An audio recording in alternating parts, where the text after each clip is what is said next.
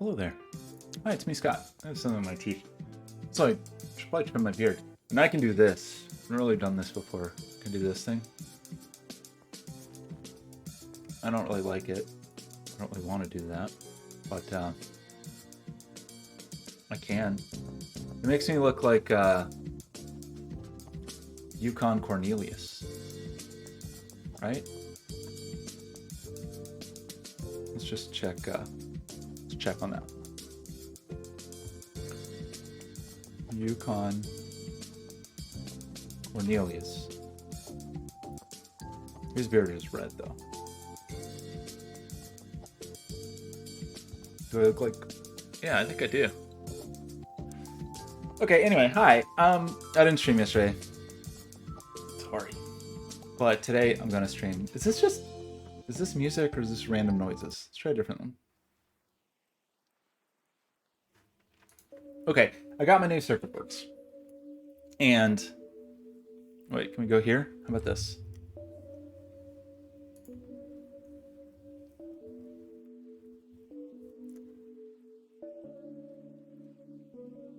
Let's do this. Okay. The exposure seems weird, but what are you gonna do? Certainly not fix it. Anyway, they seem not awful like my last ones were. So let's solder them together. Or just one. I really only need to do one. Why is it the exposure on this camera seems so... Was it the gain? Yeah, it's the gain.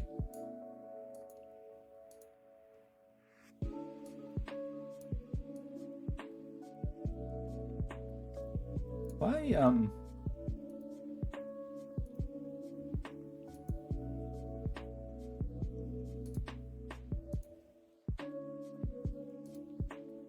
struggling here.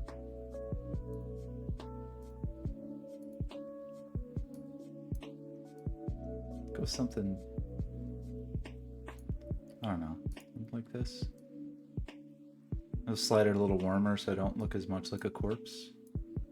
Did it the wrong way. Wait, okay. Anyway, hi. Let's solder. It continues to be a mess in my office. I mean, that's just how we're spending February. I decided. Next month, though, spring cleaning, right? And get it together. So, yeah. I'm gonna solder this up. Really hope it works. Really would be a bummer to discover I had made another mistake. Where do we want to start? We could do those email headers. We could do a lot of possibilities here. Let's just fill right on the keyboard. Oops.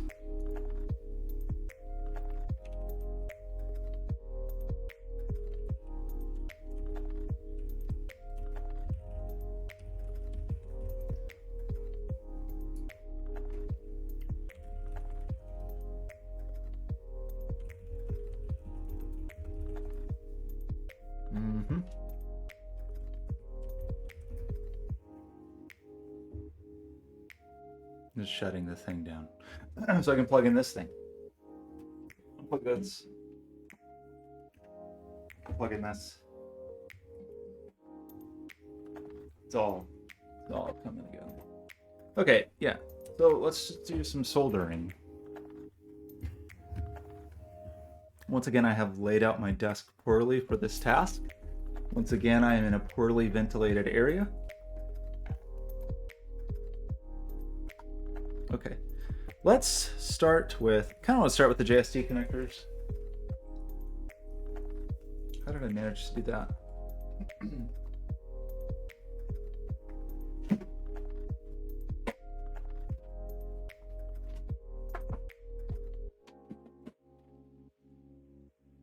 I just had a vision in my head of myself dropping this all over the place. Oh wait, did I already have JST connectors out? It would appear that I do. 1, 2, 3, 4, 5, but I pulled the teeth out of 1, right? Is that what happened? Okay. It's very cold in my apartment. So excited to be warmed by soldering iron.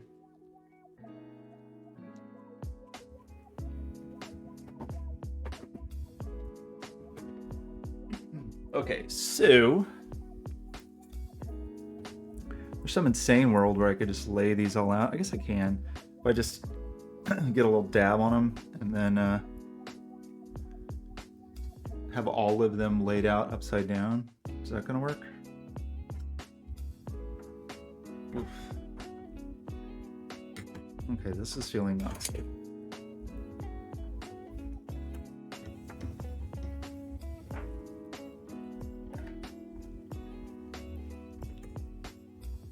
Why do I do this? Just a little hard to set up on my desk with the camera and everything. You know how it is. Okay, so yeah, I'm gonna try to do the thing where you just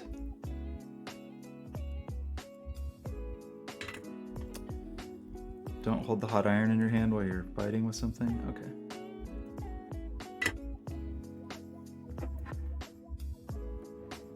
Just want this robot to hold this for me. Why is this so dark again? Didn't I just up the exposure?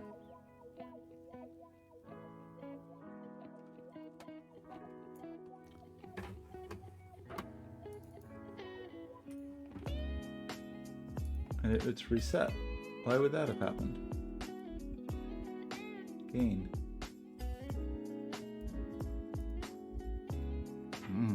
Okay.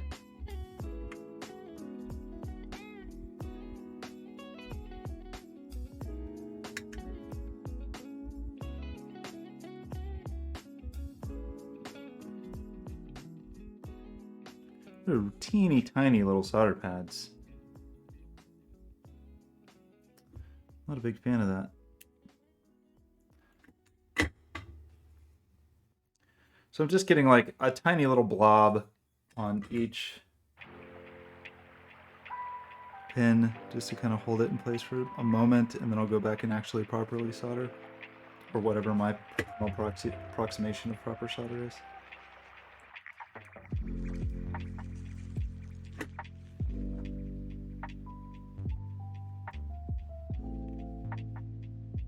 So tiny. No lot of clearance around the pins either, so I don't know. I mean, we knew that going in, that these were tiny. Smaller than maybe seems normal. And in many other cases, the footprints seem much larger than necessary, so I don't know. Trying. Just trying.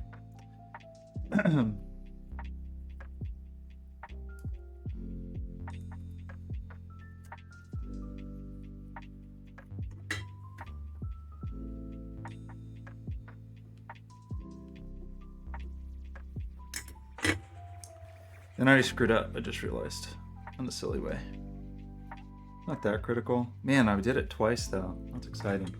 I forgot that I really only wanted to do 6 of the 8 on this particular board. Oh well. I'm gonna pop this one off.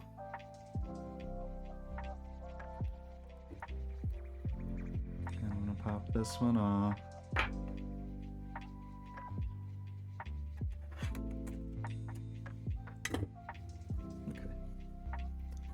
Okay.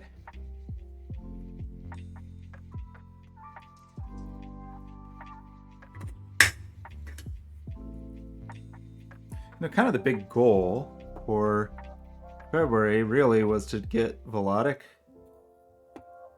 back out into the world, and I kind of did it, I guess. I mean, I pulled the trigger on the app stores, so I don't exactly know what I think the goal for March is. I have some ideas.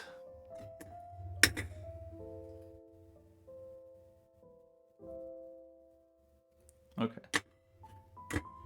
Probably not a very good view of that, but try to reassess the situation now.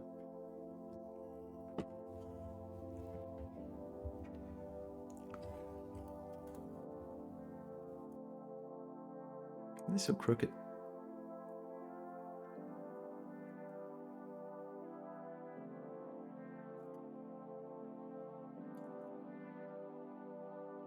Okay, so do I want to fix that?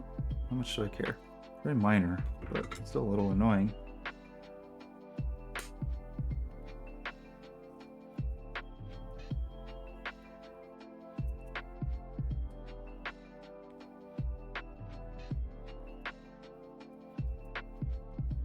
That didn't fix it.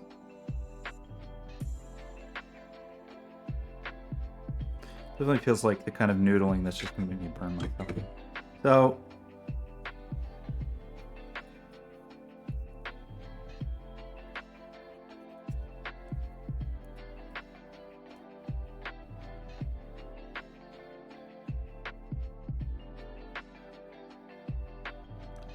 kind of impressive though that I got it that crooked. I don't really understand how that's even possible.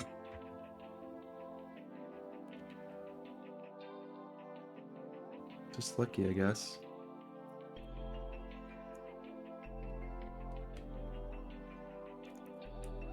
Okay, I'm not making things better. Let's just go.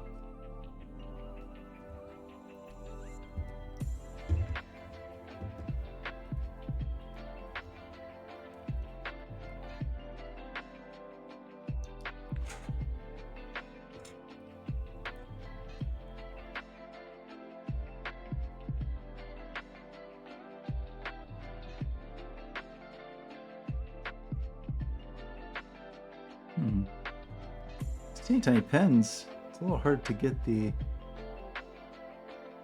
heat happening. There we go.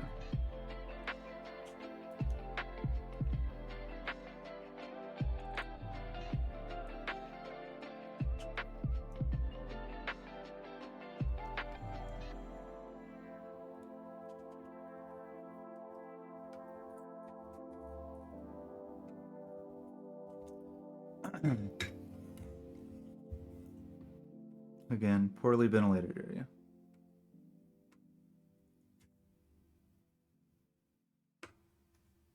Just trying to get things to flow a little better.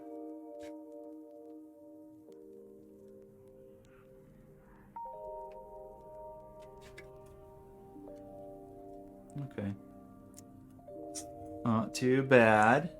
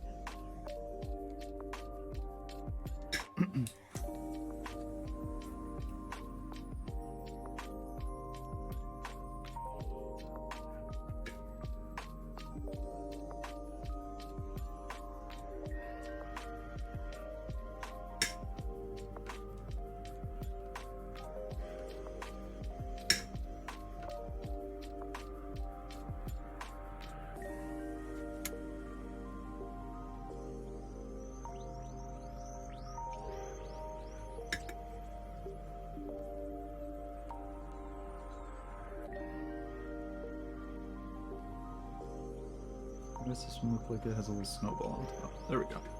Okay. Seems okay. Not amazing, but okay. Binary, how's it going? So do you have business Comcast at home or normal human Comcast at home?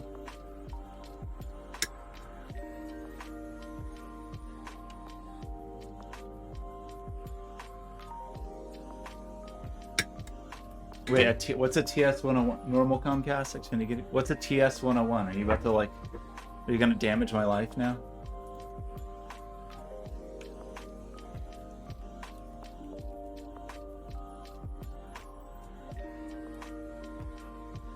Oh, a soldering iron?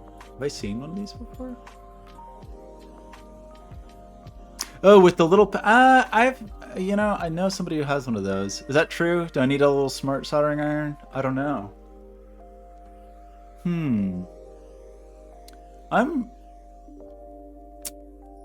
Is that what I need? I do know someone who has one. I mean, it would be nice to not have the cable trying to kill me.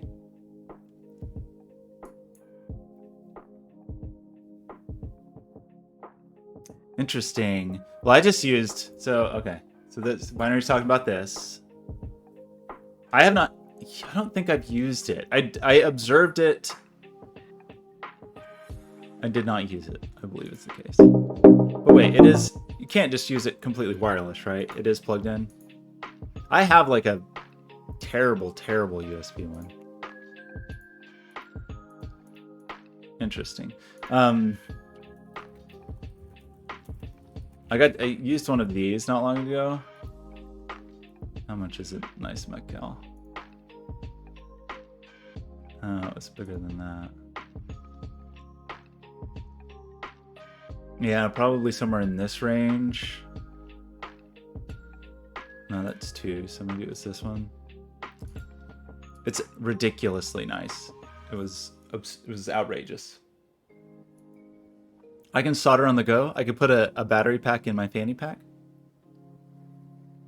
What is the difference between these two things? Okay, I am curious about this. I need to stop buying things. I'll add it to a list. Or I'll just add it to my cart, and then that will just sort of be like a shopping list. Okay, so 30 watt. Okay, and all the camera settings have gotten lost. Switching back and forth. Why is everything so bad? How about this? Did it actually stay? Okay. So, well, we'll try to... I mean, I don't mind this iron for the most part. I think I'm fighting against the tip a little bit in this case, just because I am not quite so used to these teeny tiny little pads. I have to be a little more, I don't know, tiny bit more careful than usual, I guess. So we did that.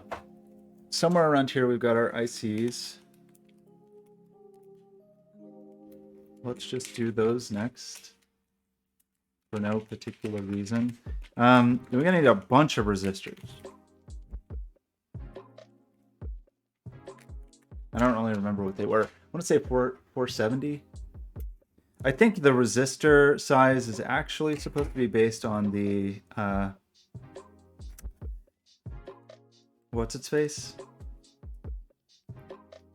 The wire gauge that you're using, but I don't know. So the reason I asked about Comcast is my friend Sean, whose shop that I'm doing this for, he's taking over the building, and the current person who's handling the lease and utilities and all that stuff has like some ancient grandfathered in Comcast plan, which is really slow. And he was just asking me about like, okay, what, and the Wi-Fi there's terrible, everything, the internet's a bad situation. They just went with kind of what was the cheapest option. And I was just thinking about like, oh, well, Binary C has forced me to buy all this prosumer gear. So like, what would I recommend for the shop? And I do like my whole like Omada land, my TP Link land, I'm reasonably pleased with. There's a few things that I wish it did that it didn't, but they're so minor that I can't even think what they are right now. I just remember thinking that, but I can't even remember what the things were. And so I was thinking of recommending that, but I also like, he definitely doesn't need to like, I don't know. It's not the kind of operation where he's ever gonna have an IT person, hopefully. And I don't want to be an IT person. So I want it to be pretty, that's weird. Foolproof and safe. And so, yeah, it's a bummer. It's quite expensive. Part of the reasons is there's no data caps, and I think the up is faster than it would normally be. But yeah, Comcast Business is more expensive than it should be. Yeah, that's not a bad idea. This place isn't like an industrial neighborhood, so everything around is it's pure industrial. Like there's not, or commercial industrial. I don't think there even is any residential right in that little pocket of Portland. Anyway, I was looking at alternatives like CenturyLink and so forth, but there wasn't. Not that CenturyLink is great, but it's definitely a lesser of a few evils. Anyway, the big question was kind of like, what they want, of course, is for you to use their Comcast business box. That is the modem and router and Wi-Fi and all that stuff. And my normal thought is like, well, you never rent anything from the internet people. You just buy your own things. But then weirdly, it said there were a few features that it said it was required to use their box. So then I was like, okay, well, maybe you use their modem and then use their modem and then just plug in your own router or whatever and do pass-through or whatever that is. It's not pass-through, it's just bridge mode, I guess. Although weirdly, I think even in that it said you couldn't have a static IP, which made no sense to me. I mean, unless there's just some super proprietary way they do. That'd have made no sense to me. Anyway, maybe I misunderstood their little brochure page. But I don't know.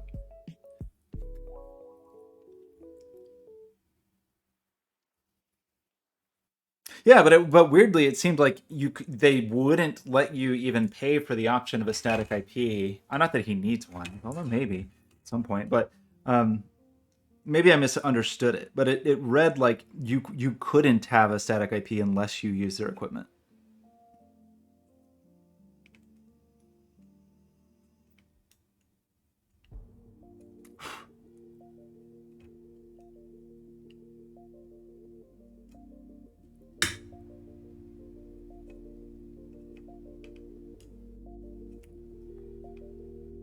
So I don't know. I was just trying to decide what to recommend. Like my instinct was that little Omada, whatever it is, E6, whatever the router is, E605, and then not the switch I have, but like the managed 8-port switch with power over Ethernet, and then just a few of those.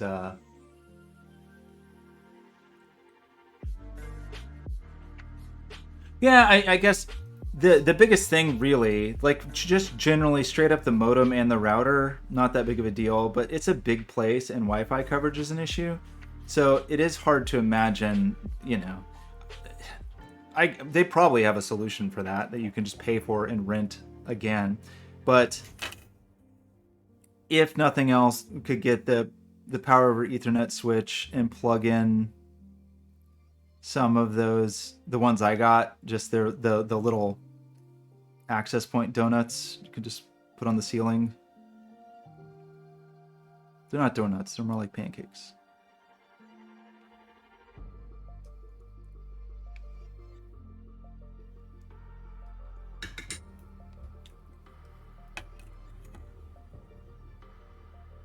Yeah, I'm sure. I mean, that's the thing. I'm sure they have some ecosystem for all of this. I would prefer that those were wired.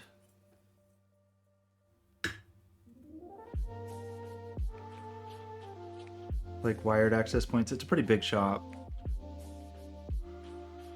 But yeah, maybe some kind of repeater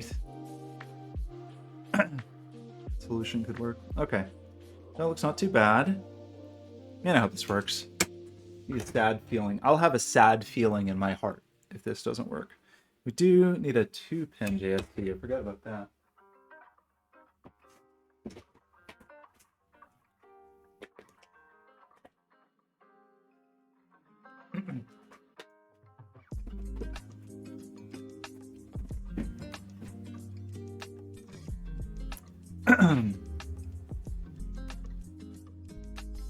Okay, looking okay so far.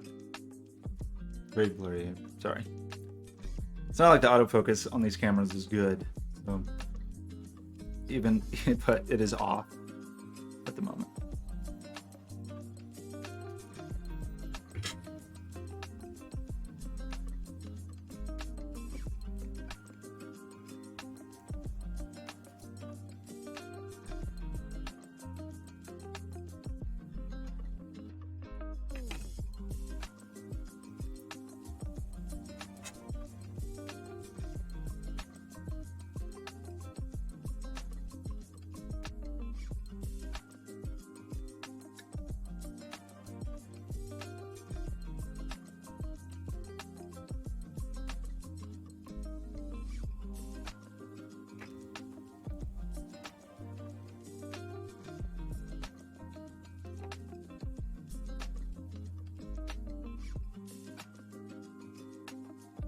Just being fussy about the crookedness, because it's easy enough to fix when there's only 2 pins.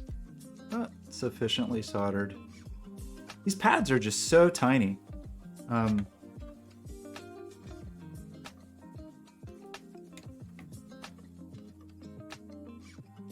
But we're called good.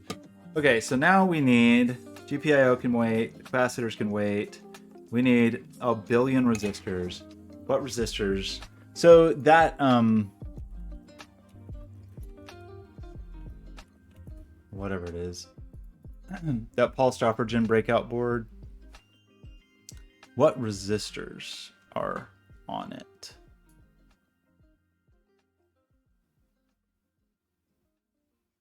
I mean, I'm definitely making assumptions here. This is totally different. So those resistors, what are the resistors here?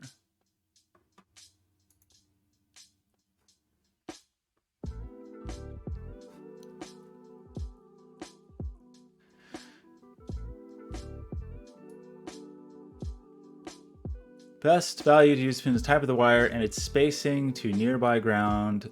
Wires in the range of 47 to 220 ohms are probably the best. Where in the world did I get 470?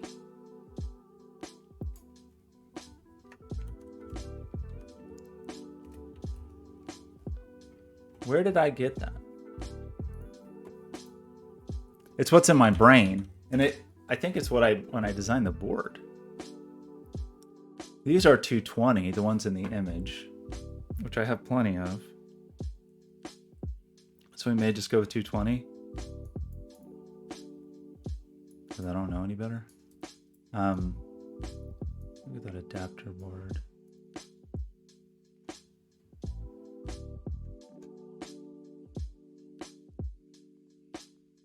Those look like 100 ohm in that schematic. So do I just split the difference and go with 100 ohm resistors? Okay, so scoreboard. PCB.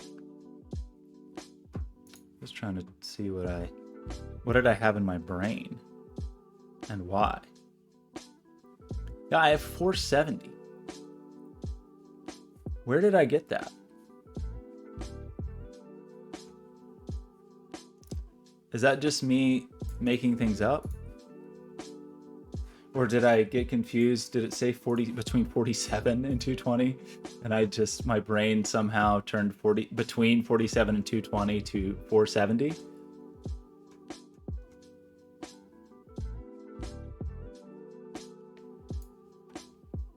How about we just go with 100? How does everybody feel about that? I'm going to open the little resistor booklet and we'll just see what I see. Okay, 47, very available. Hundreds are just right here though. They're just right here on top, ready to go. Problem is, when hundreds are useful, use hundreds a lot. So did I go with 47 because I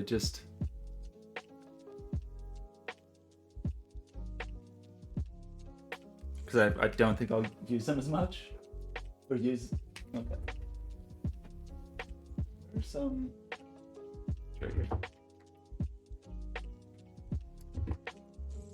1, 2, 3, 4, 5, 6, 7, 8, 9, 10, 11, 12. Let's go with the 47s just because.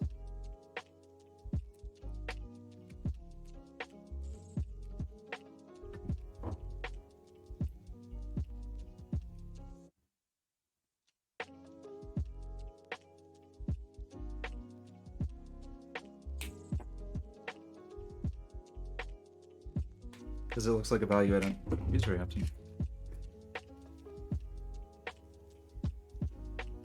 There really is. There really is. Especially when it's like a pack of something. Like, you know, when you have like the whole bin of screws or bin of connectors, like, I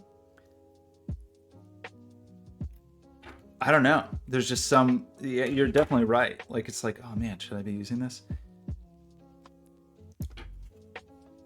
I mean, you know, which on the surface is of course absurd because I'm over here saying like, oh man, I should be careful and not use the ones that I need to use.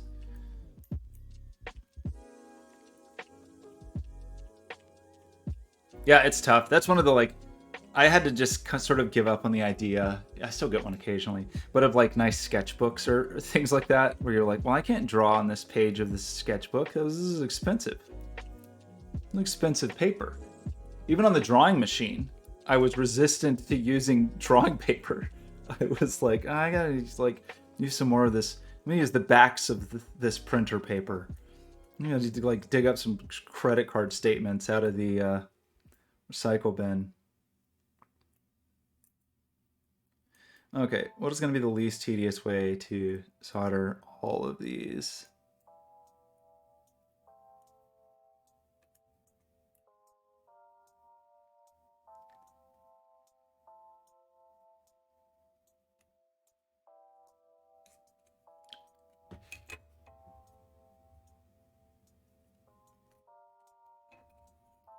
Trying to orient the stripes.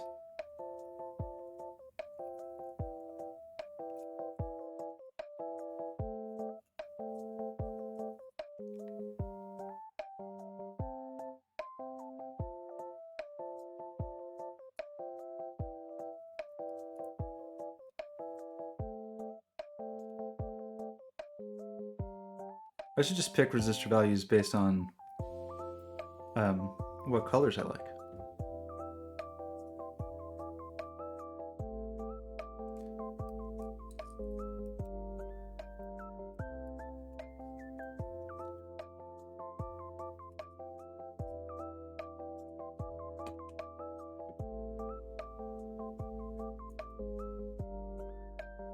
Yeah, you gotta have a ritual. I have to honor them. To honor these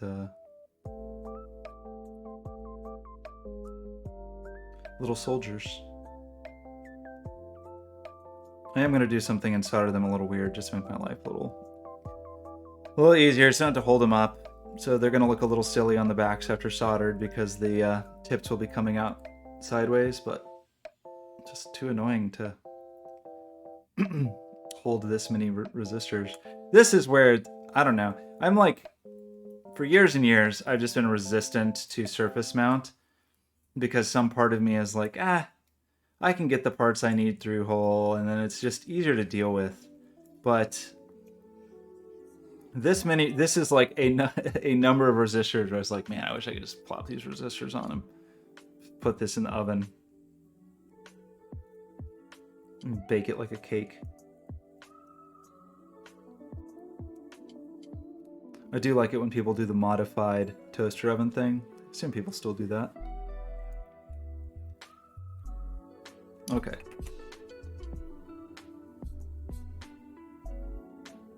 I did. I used 47 of them. Well, because they're nice. They've got the yellow.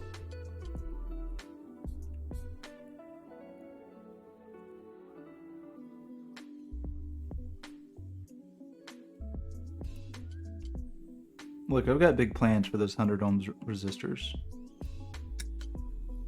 The thing about a 47 ohm resistor is if you pick 47 ohms, it seems like you know what you're doing. Because there's so often resistor values are just like, you know, something around this, just something very loose. It's like, you know, stick a 220 in there. Stick a 100 ohm resistor in there. When you start to pick values like 47, it's like, I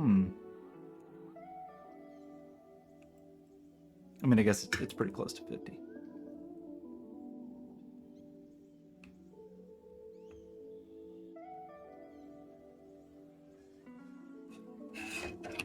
Okay.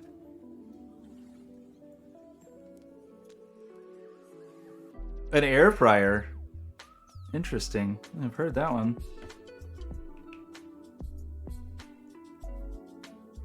What have I done? Which one is that? You? Is it you?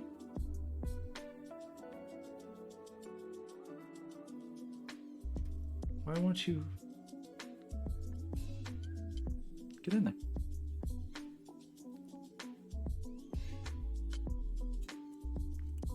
I mean, these are just the data pins. There's definitely not. I was about to say something that's probably not true. It's not like a great deal of current is flowing through them, but, you know, they are the data pins. Data is pretty important.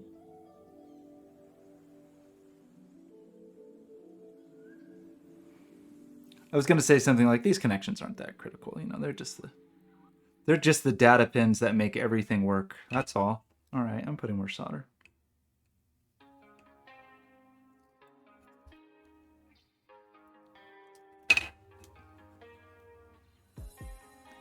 Okay, let me trim all these in a way that's going to make me feel embarrassed. Actually, it's not too bad.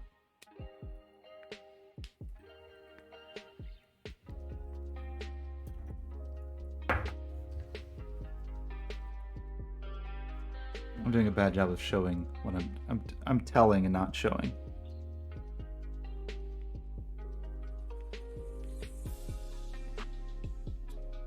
I think my flush cutters. I mean, these are my terrible flush cutters.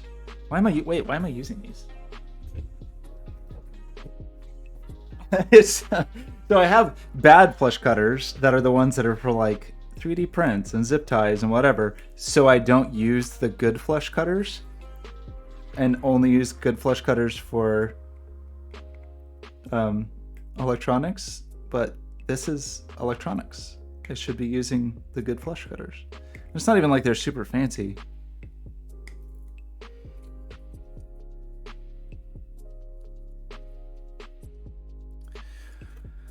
Okay. Pretty close. Can I do something like slide all these through at the same time? Probably. Oh no. No, I ruined everything by trying to be fancy, and now it's all a disaster. That's what I get. That's what I get. What an embarrassment. I mean, I don't even. I guess I could get.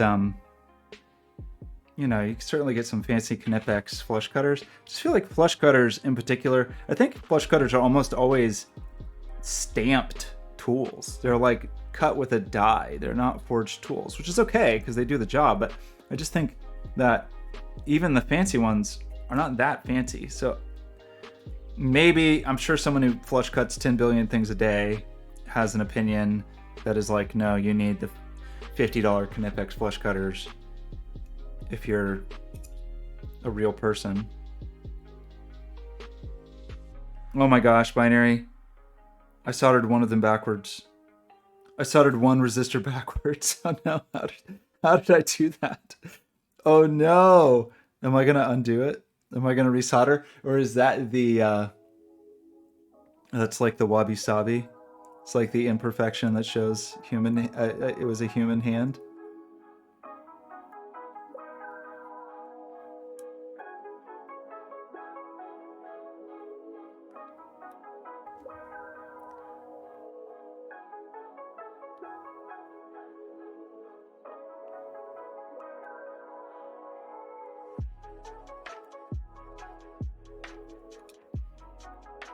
Smart.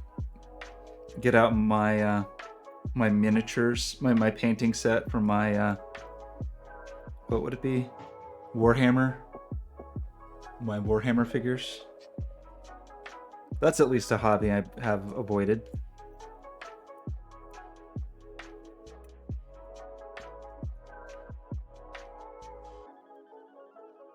I don't really know anybody who's into that personally, and I've never really been into it.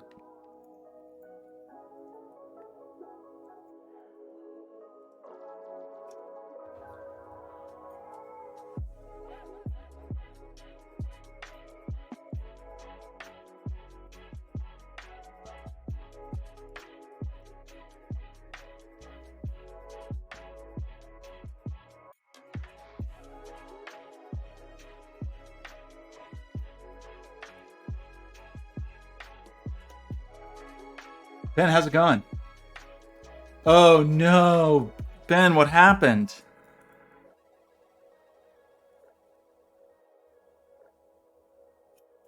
Are you gonna paint some miniatures? Yeah, I gotta roll for initiative.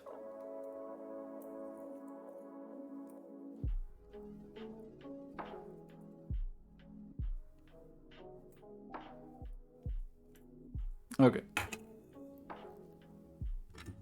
How did this happen to you?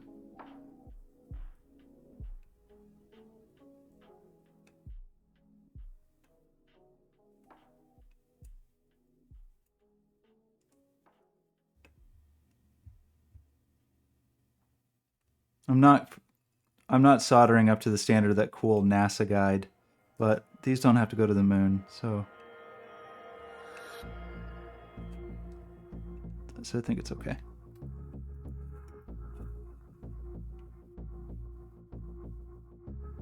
I do like, I mean, I don't know. I definitely see videos of people making terrain and making objects for their games. I saw that really cool thing where somebody built like a tabletop. You know, they have like their tabletop map set up, and then they used a projector to project down like basically fog of war kind of and weather effects.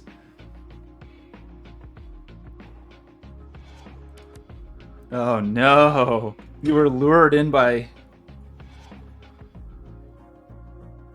Okay, Ben, well, what are you gonna... Is it... Aren't we angry now? We're angry at Wizards of the Coast, right? Or did they backtracked on the licensing thing?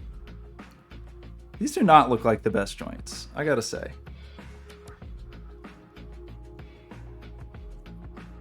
Not the worst.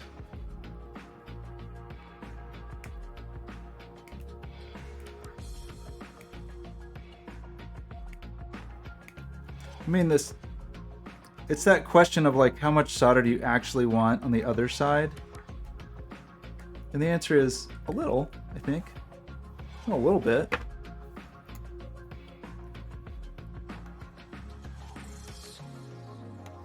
I mean, it's not surprising. And there's so many.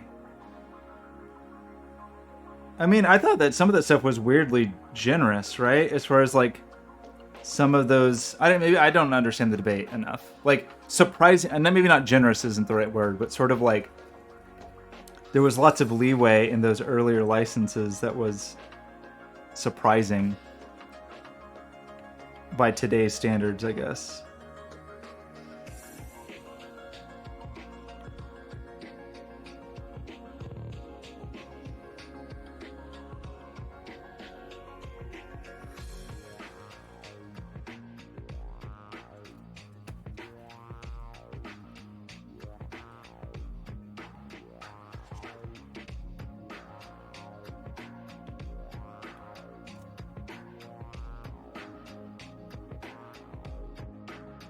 I tried to play some tabletop, like, role-playing games when I was a kid.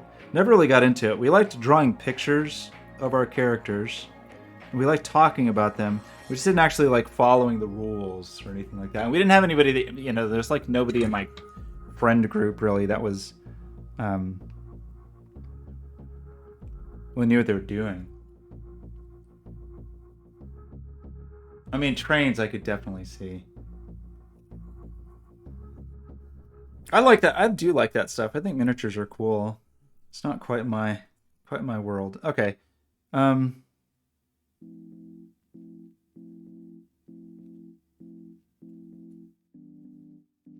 Ugh, do I correct that one?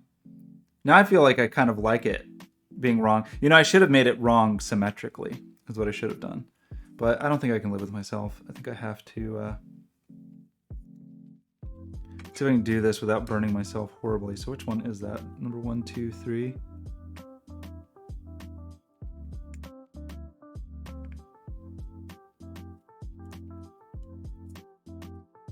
How am I gonna do that? Spudger? I damaged my spudger yesterday.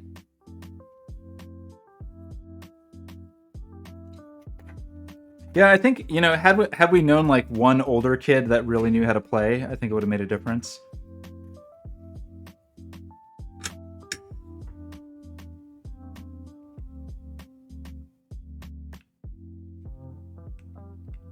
Okay, this is a good opportunity. I'm actually just doing this on purpose as a opportunity to show you my favorite soldering technique that I learned graduate school. One of the 2 or 3 things I learned. Obviously desoldering. I don't have a solder sucker.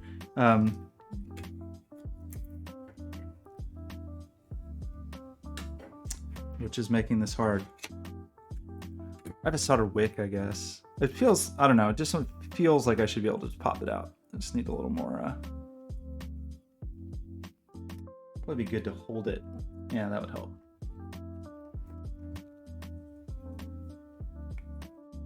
Okay, then I'm gonna have solder in the holes, and I'll show you my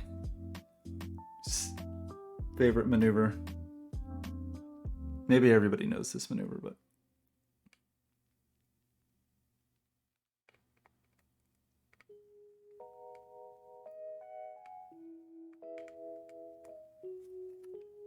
Okay, almost.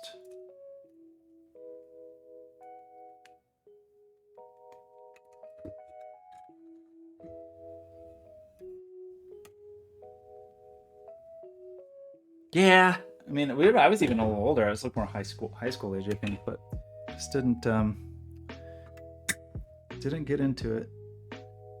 It really is the thing that I think it's a kind of a requirement that you have the right group of people. Okay, here's my favorite technique.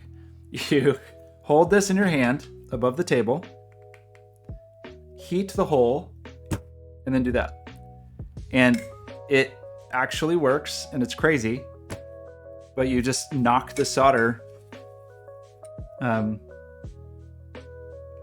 out while it's wet and clear your hole. So if you need a clean hole, there you go.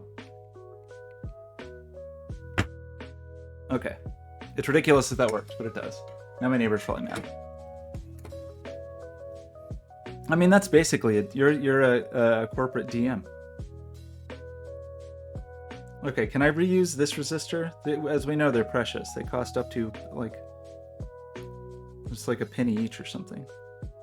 Resistors don't grow on trees.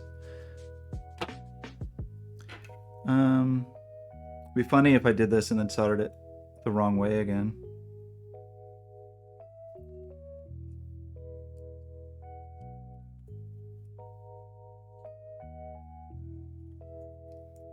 I feel like my neighbor is probably not pleased with me banging on things.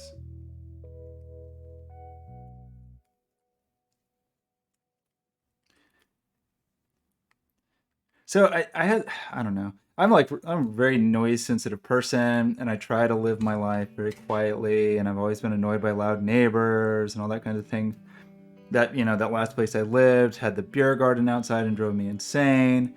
But sometimes I worry. This place has been, for the most part, when I first moved in, weirdly the downstairs neighbors were super loud and I could hear it all the time. But there's no one who lives above me. And in general, it's been a very quiet building. And even though now I feel like the rent is too much, I kind of want to just stay here because the odds of me finding another quiet building, a building this quiet,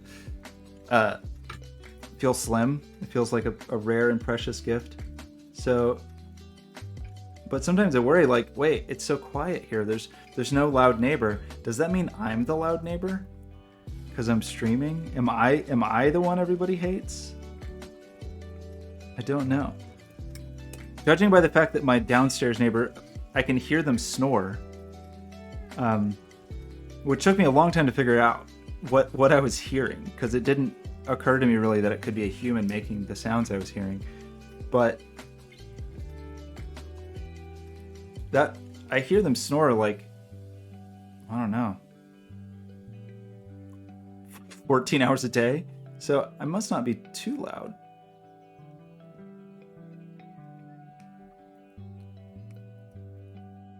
Person snores a lot, or they just have a severe breathing problem.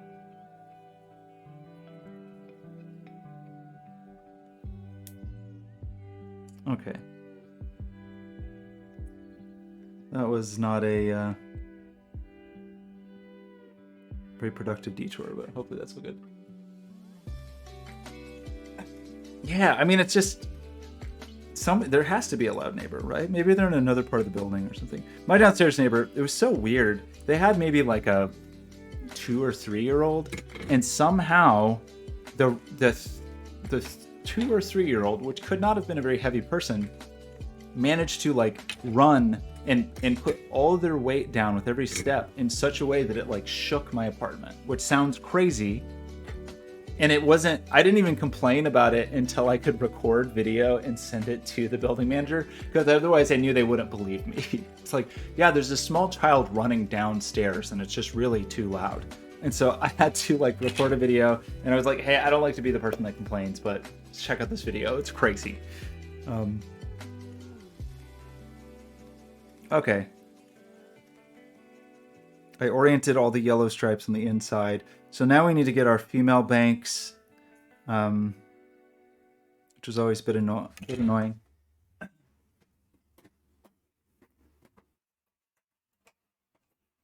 Actually, I have a bunch. That would be amazing. Are any of these the right size?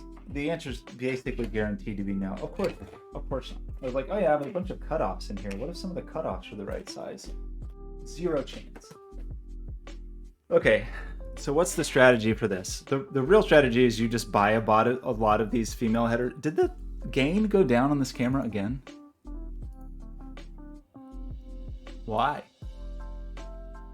It's not set to auto or anything. You know, the real thing to do is buy like 1,000 of them in all different sizes. 2 pins, 3 pins, whatever. Or you just buy the really long ones and really inefficiently cut them. The male headers are designed to be breakaway, so you do that on purpose with these, but the female headers are not. And so you kind of have to just pull one of their teeth out, basically. It's probably better to actually count them, but I'm not gonna.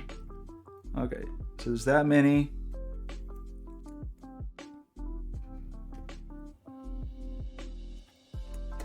And that many.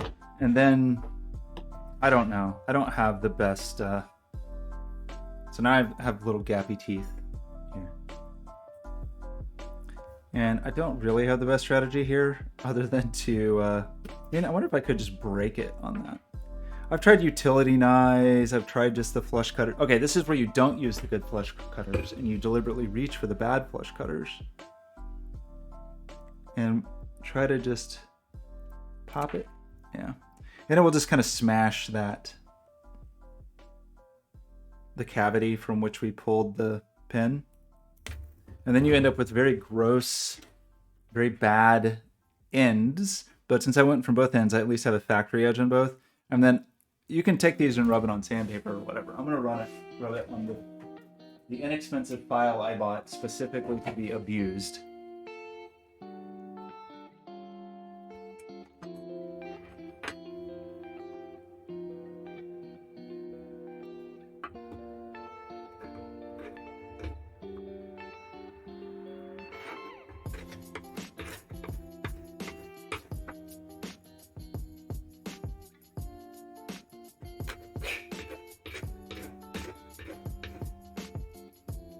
Files are also consumables.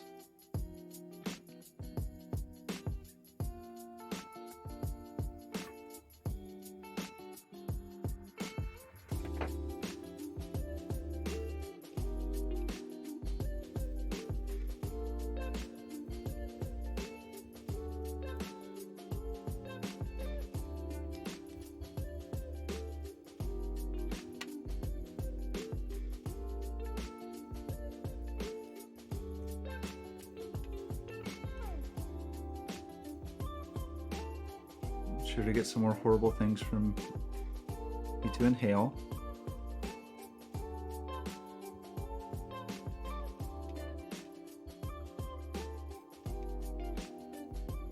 Okay, not as nice as the factory edge, but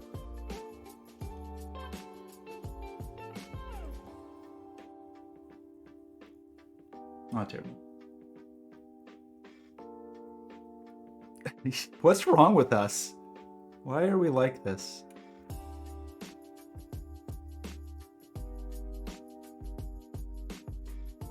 I definitely have that, and I have it to a pretty severe degree with some things.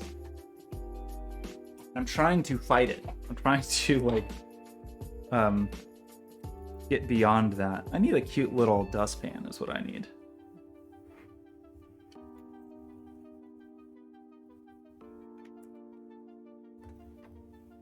I mean, you want to set when you buy you get the sharp knives and you have them in your kitchen, you just want those to be there and kind of set the expectations of the other knives. Just so the other knives can see like, oh, okay, I see. This is that kind of kitchen. There are expectations here. There's an expectation for sharpness in this kitchen. I understand. I also, in all my, my concern of putting beautiful graphics on this, I didn't really, I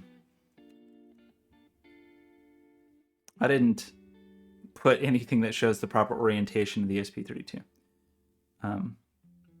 That's okay.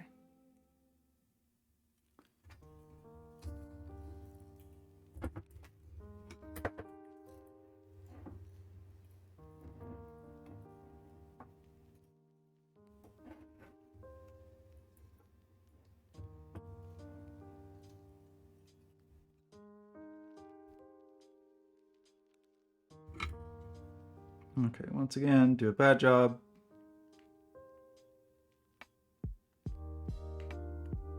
A little blob. Bad job with a little blob. These big, it's like long pads are kind of cool.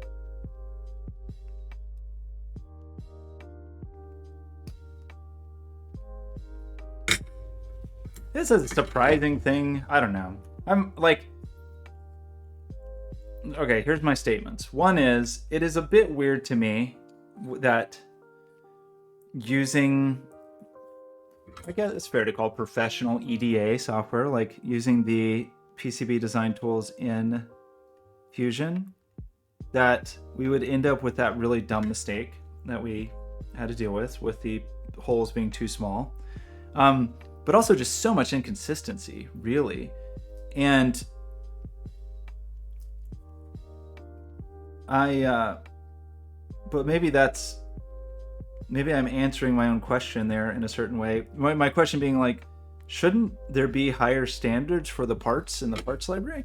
But I think the actual statement is like, yes, there should be very high standards because you should be the one designing them. Because if you are operating it, like you should just be making your own parts and your own footprint so that it matches, or you should be sourcing like, very specific parts for a specific reason rather than just doing what I did, which was like, oh, this seems like a thing. This seems like the right thing. But it's pretty daunting when you look into this stuff, because if you go to order something like header pins or something from DigiKey or Mouser, it's so daunting because there'll be thousands of what may appear to be exactly the same thing with the most subtle differences, like the most...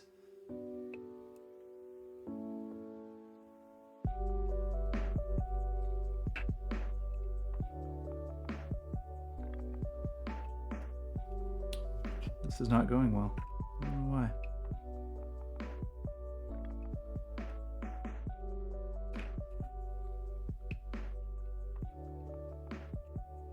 I don't know. Very, very long ago, adopted the idea of a cleanup pass on my soldering, where first I put the solder in there, then I go back and kind of try to get it to flow a little better. Did you hear that just hiss at me? That was weird. A little air bubble or something?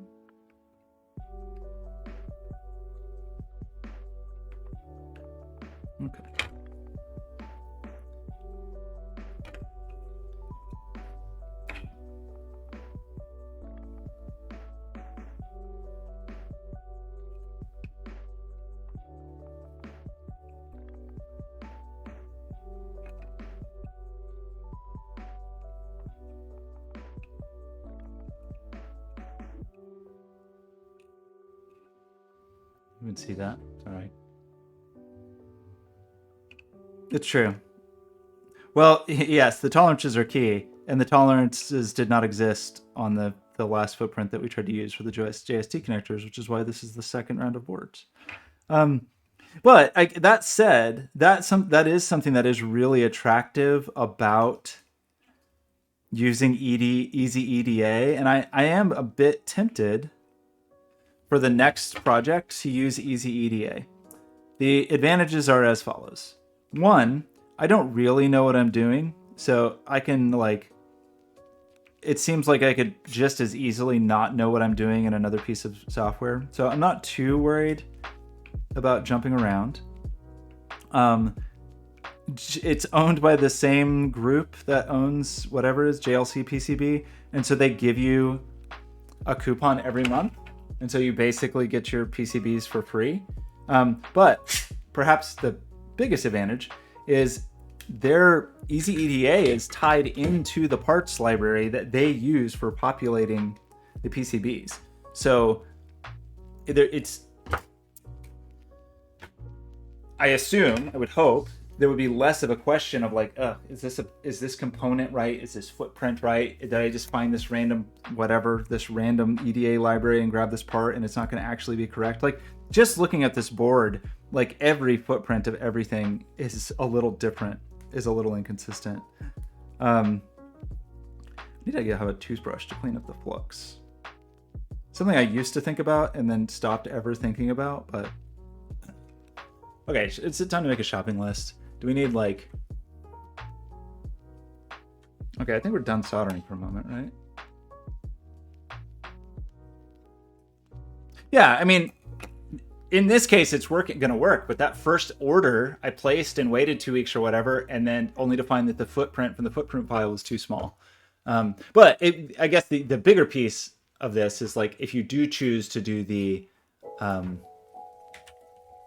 easy EDA route, it's very easy to just have the boards populated for you, and they don't charge very much. So we need one of the cute little, what are the ones people use? Little fume extractors. These, I do like these. They cost twice as much as these. What is this person soldering?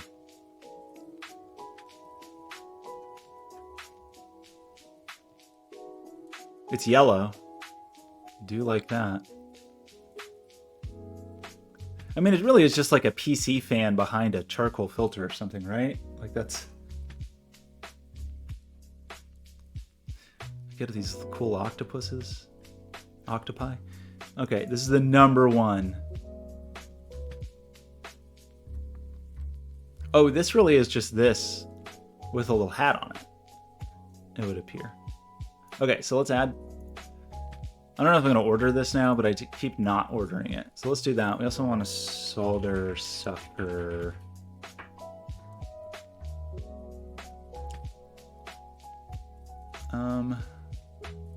Yeah, I'd get an engineer one.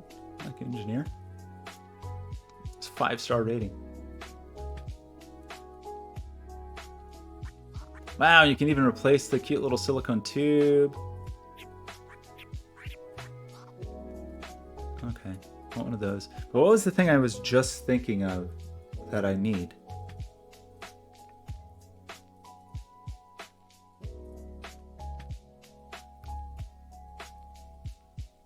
A work light would be also useful.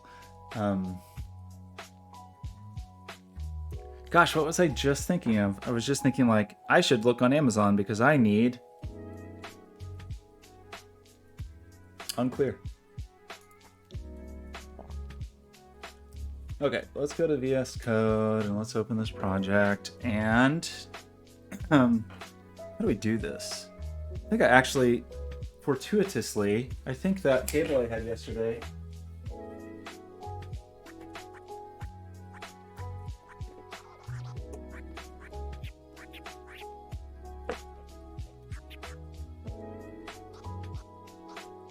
Well, I had it yesterday. There it is.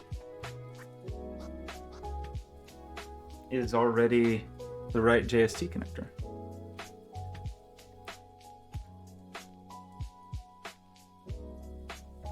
Anyway, so I don't know. I guess I feel like I feel like I generally understand what's up. That's weird.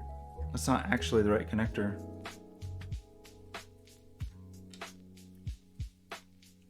But I'm gonna use it anyway. So, is this the thing where it's gonna get mad if I plug it into the... Okay. Let's think through this step at a time. We have this. I think we're done soldering for the moment, although we'll... If it works, then we will finish up.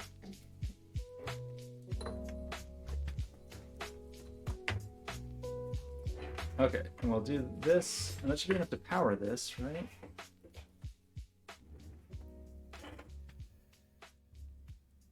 Actually, I don't have to do this right now, you know, because when the ESP32 is plugged in, where is the ESP32?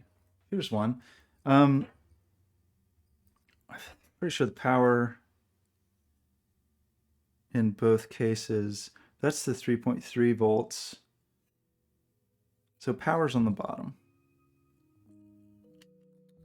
Okay, I'm gonna switch back here and just we can admire this cute little thing. I think it didn't turn out half bad. Why does this change every time?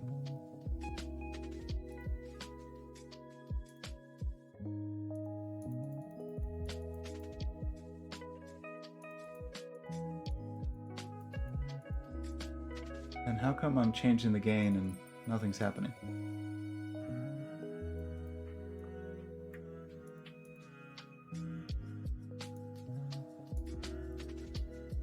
Annoying.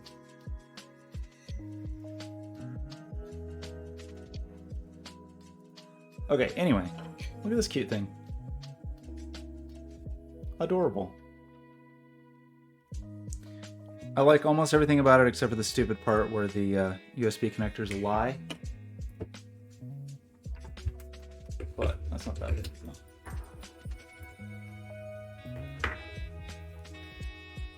No. I'd hope to have this whole project done by the end of the month, and I just don't really know if I believe that's going to happen. Okay, so I think unfortunately I did stick something else on here. Oh, and also, yeesh. We also...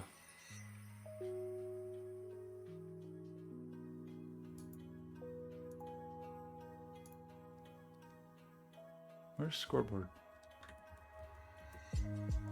We had done the weird stuff to make it where we could do remote updates. But I think I just comment that out. Okay, so let's try this. I don't think we have to do anything especially weird here, except for wait a billion years for Platform IO. Come on, buddy. Come on, buddy. I generally like Platform IO, but it's not the fastest. Look at this cutie.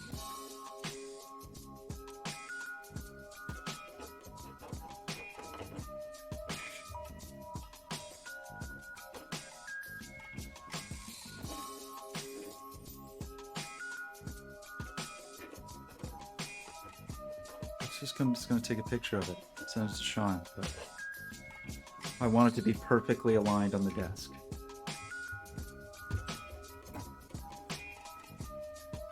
Also, where is, there it is.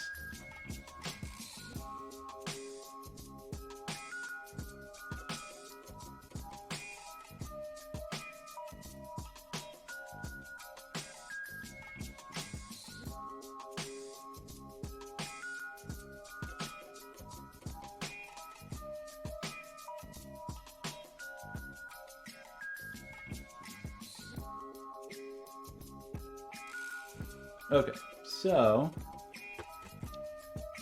MDNS enabled, we have Wi-Fi, so like, did this work? How can I know? What's the least annoying way for me to test this? without actually doing everything that I should do to like power it and all that boring stuff.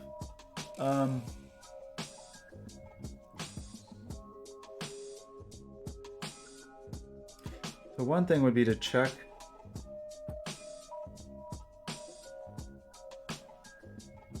scoreboard.local. Okay, I got a web page here. That's a good sign. I should probably doll that up a little bit. Obviously we want to add the capacitors and so on. So I guess maybe I can, so that's the power and the ground. Okay, I've got a plan. I'll be right back. I'm gonna go grab a panel. Come on, bud.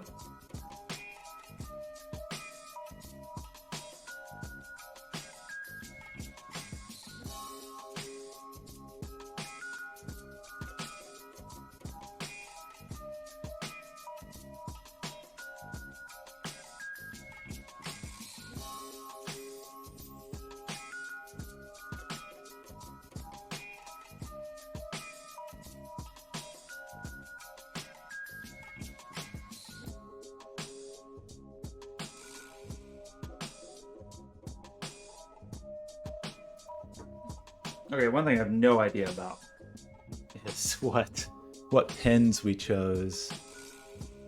Wait, why are there okay. Where might I have put that? So this is, what did we do? So we did do the 512, so we're really only testing. So what we really want to do is, oopsie, change this to 256 with 12 strips. And then we need our 12 GPIO pins listed, but I don't remember what pins we picked. Should have kept Fusion up.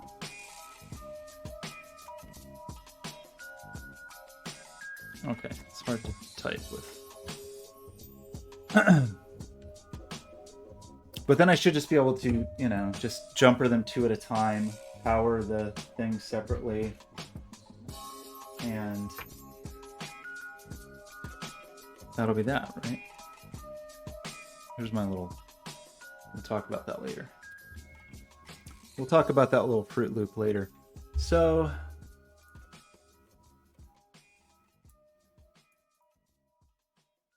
I keep changing my mind about everything. Really, like truly everything. I've grown so indecisive. I feel like I've always been, to some degree, I've always been indecisive. Certainly about some things more than others, but man, it's gotten so bad. Okay, so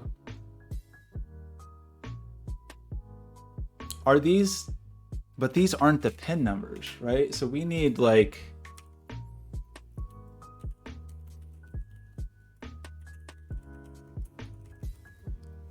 but that means we have to find the right, is this the right dev kit pinout? There's so many different variations.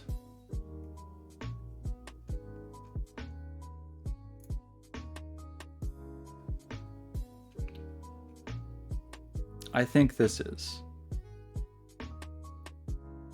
It looks weirdly, very slightly different, but 3.3 up to pin 23, VP, VN, all that stuff. Okay, so what we did was we used basically these, there's 8 pins here and 8 pins here when we didn't use the bottom 2 pins. So it is 12, but this is where it's confusing because I think we use the GPIO numbers.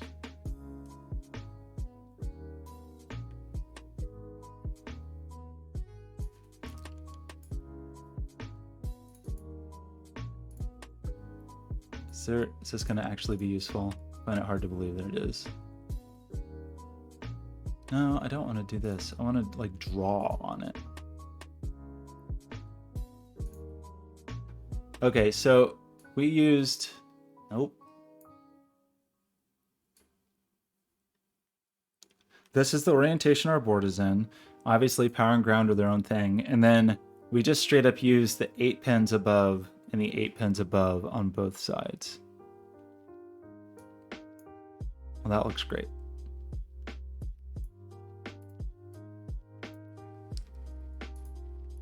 I want to just like draw a straight line, but okay, just use a highlighter.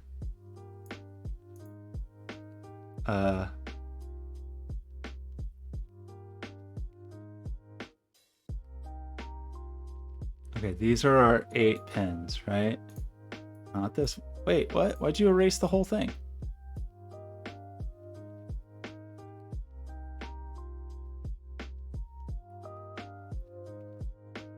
These 8. And 1, 2, 3, 4, 5, 6, 7.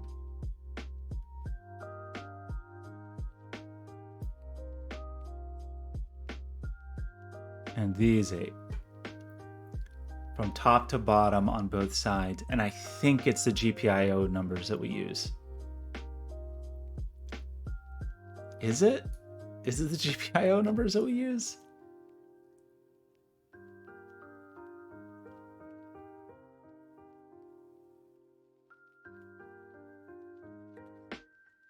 What pin numbers do we use? I actually don't remember.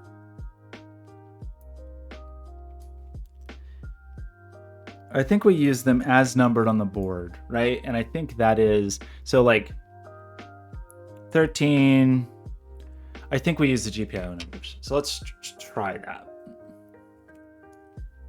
Try not to burn my arm on the soldering iron. So we need 2 rows of 6, basically.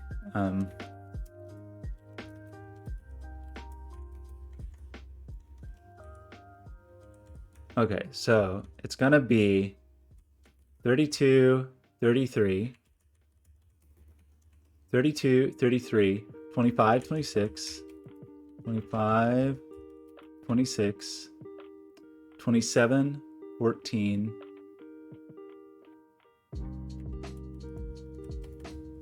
27, 14. Okay, but we are actually not using the bottom 2.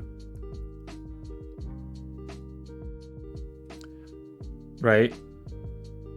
Which would be 13 and 12. Okay, so we're using 32, 33, 32, 33, 25, 26, 27, 25, 26, 27, 14, 25, 26, 27, 14. Okay. And then over here we're using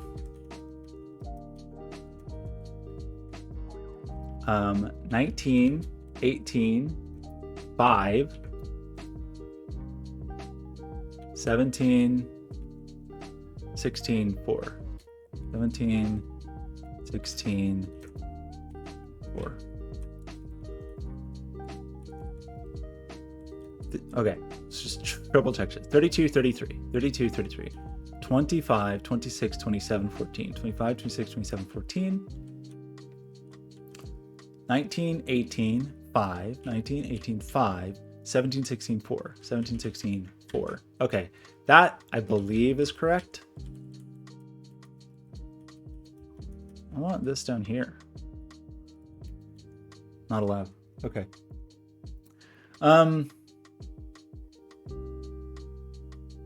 That would be with 12 strips. Okay, let's try this. Upload in monitor. Okay. So we need to, that's a 3 amp power supply, so that should be plenty for powering this board. I might try to do something questionable, as you know, I love to do questionable things. Oh, it's not going to let me. It's not going to allow me to do questionable things. Rude. Okay, well, I get it. Okay, let's do this. Power, ground. Although actually I can't remember which one's ground and which one's data. I think data's in the middle, if I remember right. that seem correct? That data would be green?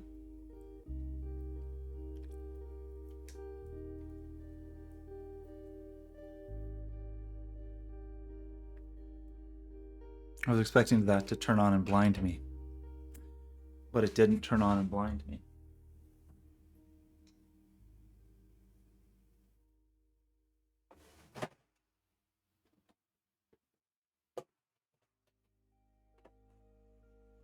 Wrong box. Keep checking. Okay. So just use one of these. Okay, so how did I wire this? Does anybody know? I wired it such that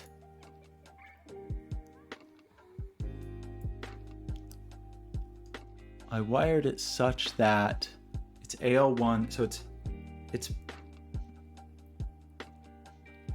data then ground, data then ground, data then ground. So this would be data, this would be ground, right? So if I plug this in to here with a shared ground, a little nervous about doing all this while everything's powered on, but okay. I just did it and nothing happened, which is not a good sign. So what might I have forgotten? Okay, I'm gonna reconsider a couple things. Instead of this, I'm gonna use these.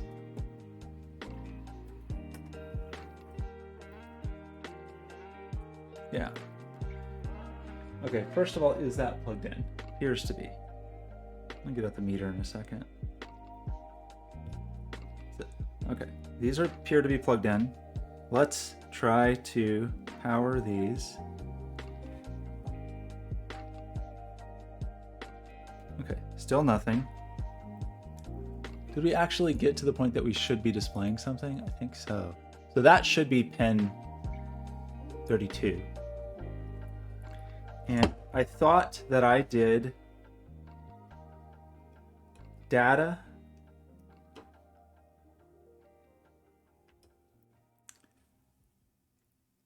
I could have it wrong about which is ground and which is...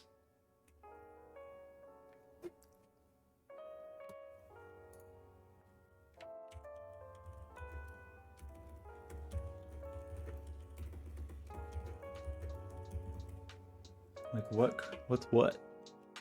Is this a standard?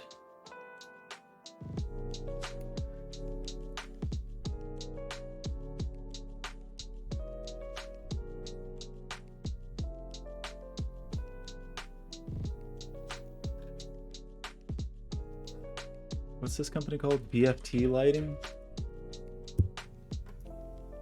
BTF lighting? Like what's their...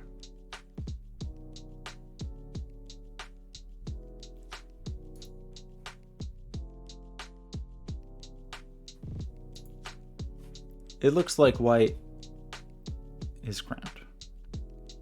So I feel like we've powered this. So this is discouraging. I don't remember what it defaults to, but there should be something. We're just not seeing anything. So we said data should be on top, right?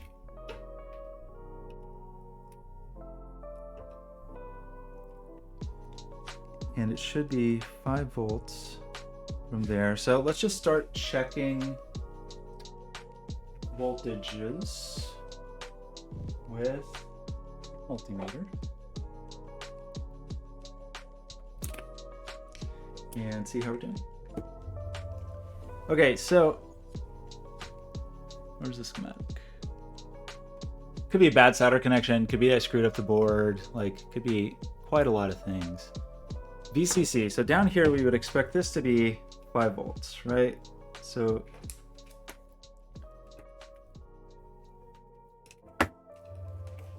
you can look at the meter with me. It's gonna be exciting. I don't know if it's gonna be exciting.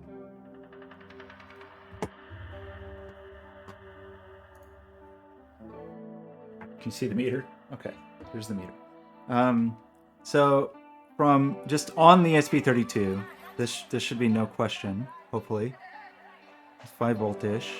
So I'm going to stay on VCC and check ground a few places. Actually, I can't see the part of the schematic I need to see.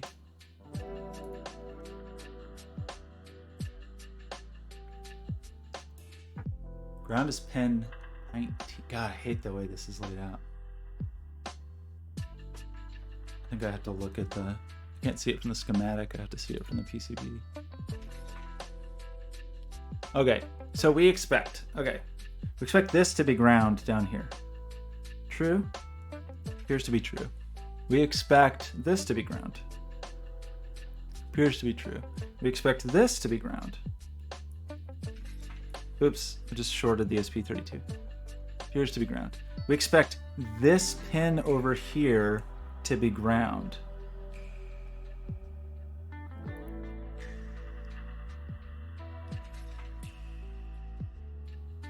And it doesn't appear to be.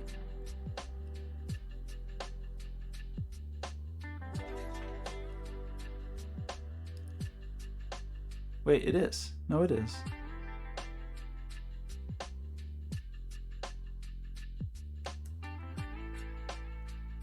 Yeah, it's ground.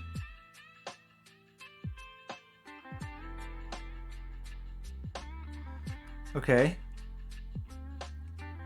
Well, what else do we expect? We expect power.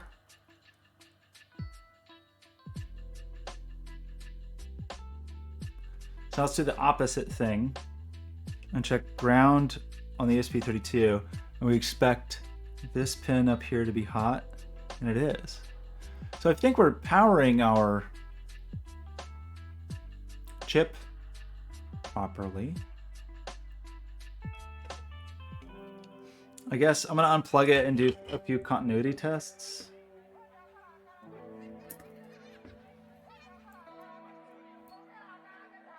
So this pin should be connected to here.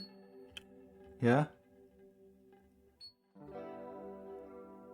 And then this pin, which pin?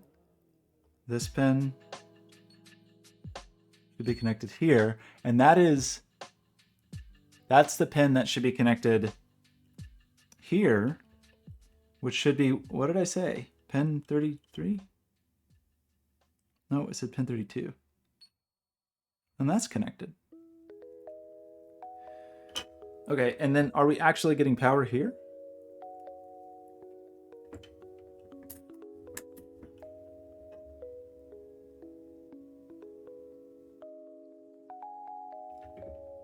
Oops.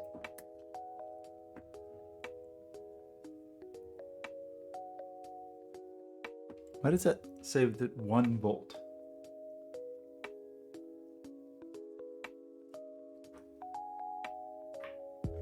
That's plugged in there. It's just plugged in there. That looks like it's plugged into power. That looks like it's plugged into ground. Definitely better ways we could do this. But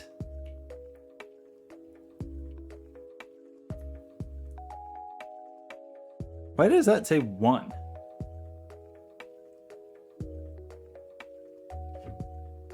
How's that possible?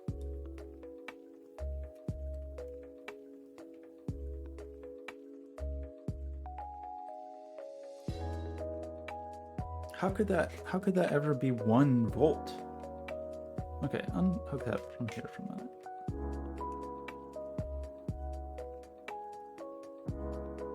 One volt. What?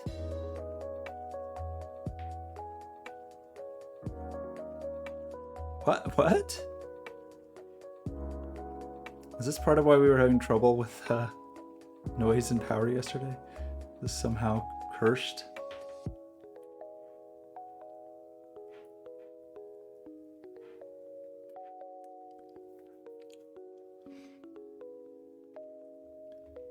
I mean, that just doesn't...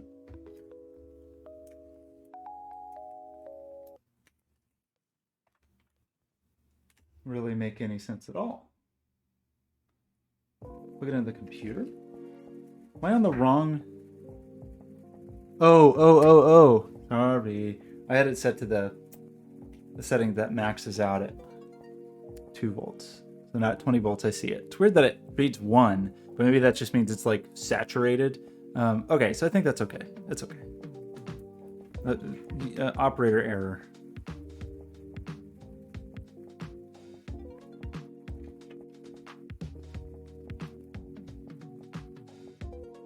Okay. Helps if you use your equipment properly. Okay, so, and you are 5 volts. Okay, this thing's getting power. That looks like power and ground. This thing.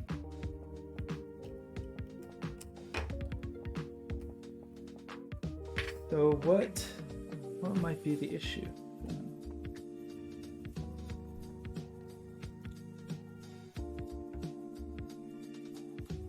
I don't have an oscilloscope.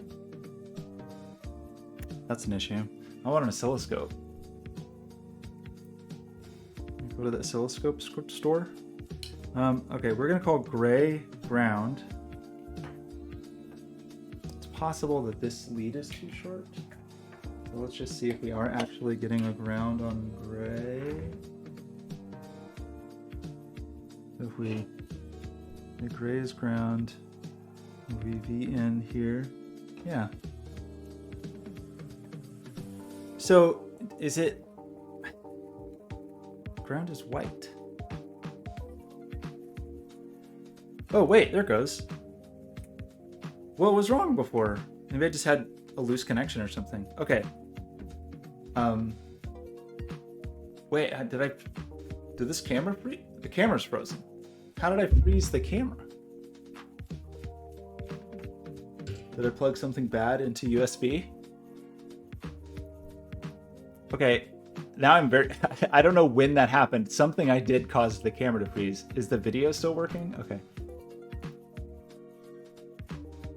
That's weird.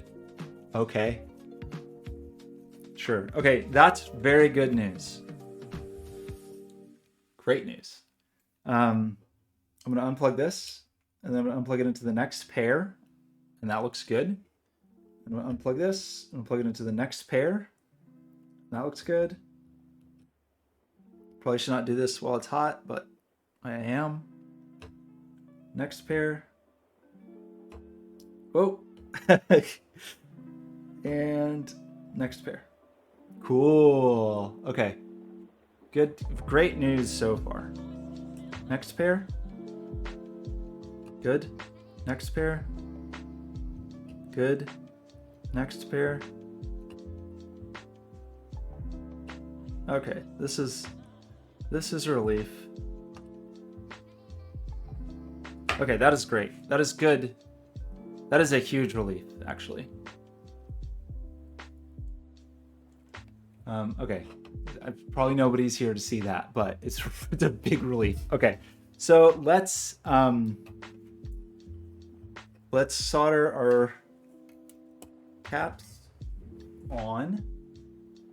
What did we say? 1 microfarad and 0.1. Is that picofarad?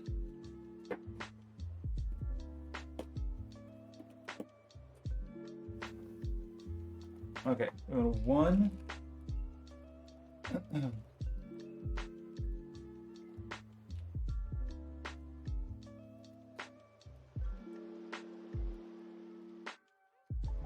I don't have a cap that big. I thought I did, but I don't. The biggest cap I have.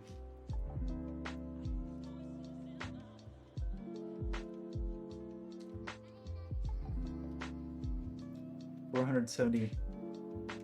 Mu is pico, right? That's all I got. So I think that's what we're gonna use. And then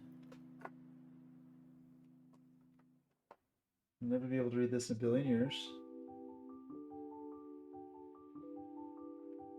Ones.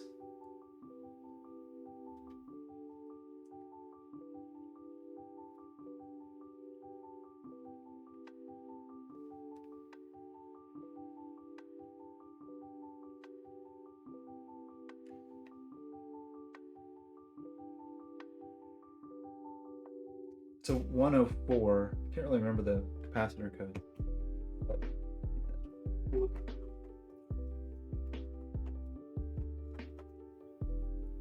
it's not too bad. I thought I had the bigger caps, but I do not. Okay, 104 capacitor. I just can't remember if that's 0.1 or 0.01, you know. That's 0.1, which is 104.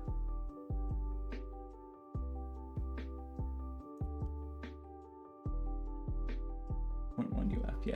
Okay, cool. So we just need to solder on these babies, assuming this is also 104. Would assume so. They were together, but one actually looks a little bigger, so maybe that's not true.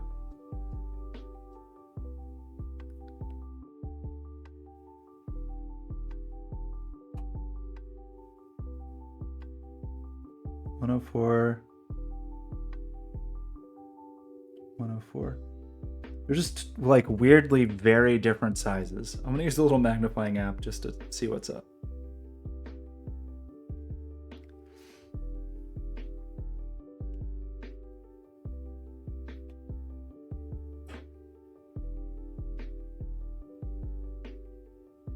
They're the same specs, they're just weirdly very different sizes. Well, that's not aesthetically pleasing.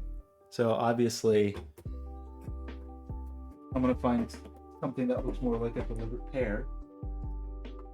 I don't want my capacitors to look dumb in front of everybody.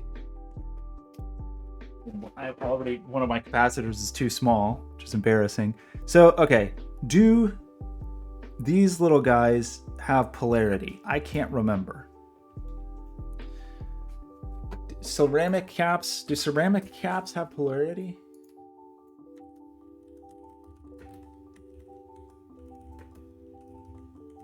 I don't think they do. Non-polarity. So we don't care about the polarity of these babies. I should get some blue ones. These aren't pretty enough. So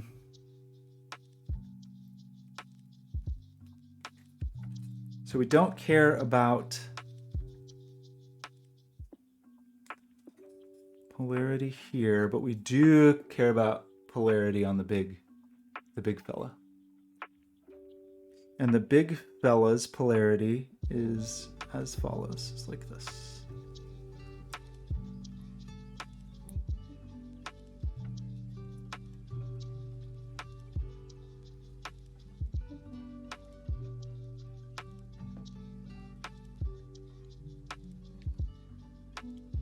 Okay. I do want to try to wire up all of them, but man, that's going to be a pain. I don't have enough little jumpers. I can at least do the 6x6 thing, where I daisy chain 2 sets, and that's okay. And they could run that way, actually. So it would not be like a full real test, but it would be a good test until I actually, you know, do all the wire, the cable harness stuff.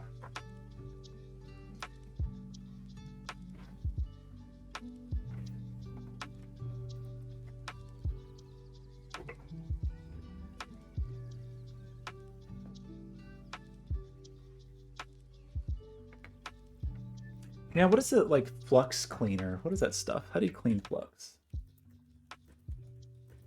Just alcohol, or what do you...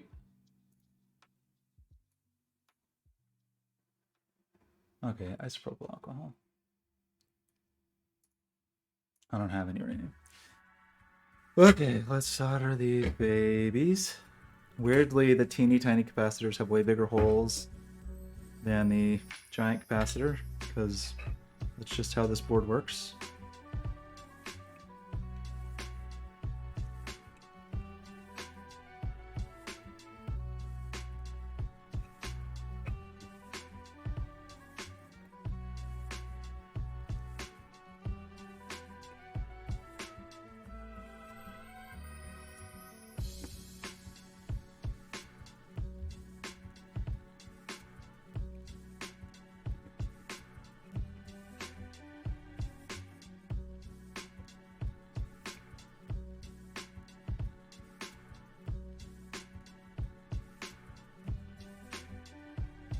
you're wondering the purpose of these capacitors, it is witchcraft.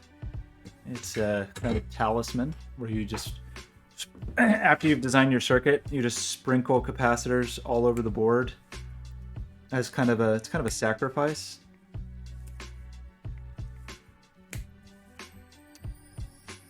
To the gods of electricity and electronics.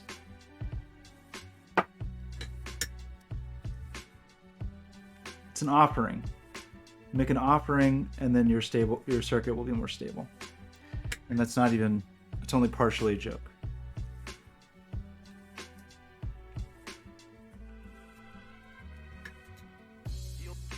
Okay, seems okay.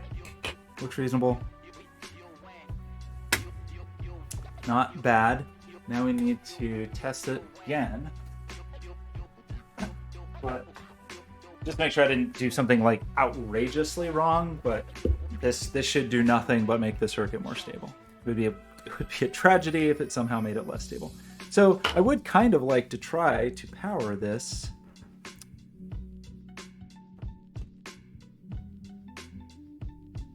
also from the pins. Let's try it.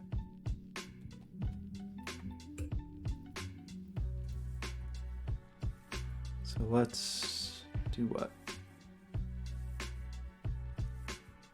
Just pinch this with power and ground also? Or actually, could we do... I don't know if they have any female to female connectors. That's okay. Let's just do this. Your ground. Well, no, you got to pinch both of them. That's the whole point here.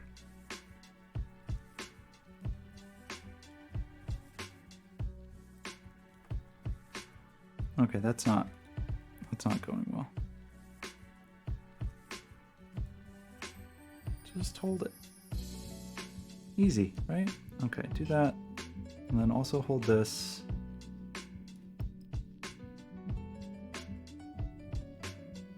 Better to just stick this in a breadboard, but I already even finished. So let's do that. And then this would plug in this orientation. Like this. And that did not work. What are the reasons? What are the reasons that that might not have worked? I didn't even see. Saw nothing. Reasons it might not have worked are that this is a bad electrical connection. Could be something wrong here. It is power on the right. And it could actually just be that these pins don't. Although it worked over here. Why? Oh, because I didn't plug it in. That's the main reason. I only have one free plug over here, so I keep unplugging it to plug in the soldering iron. Okay. Power. That looks good. That looks good. Great. Great. Okay. Very excited about this.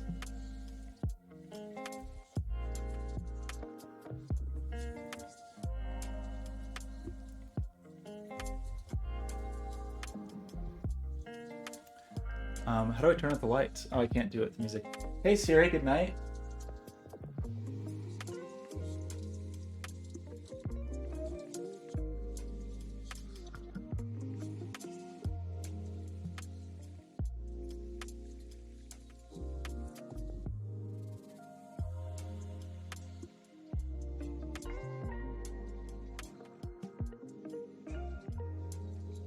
Wait, why is the text truncated in a weird way? Why does it say hi ord?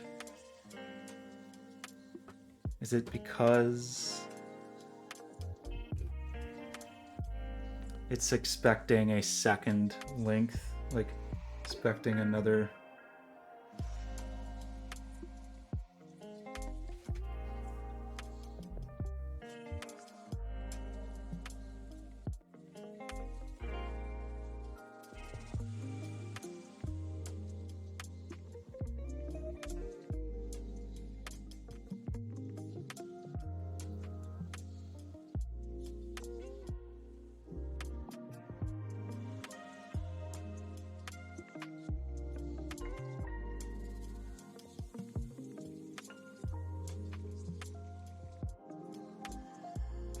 Okay.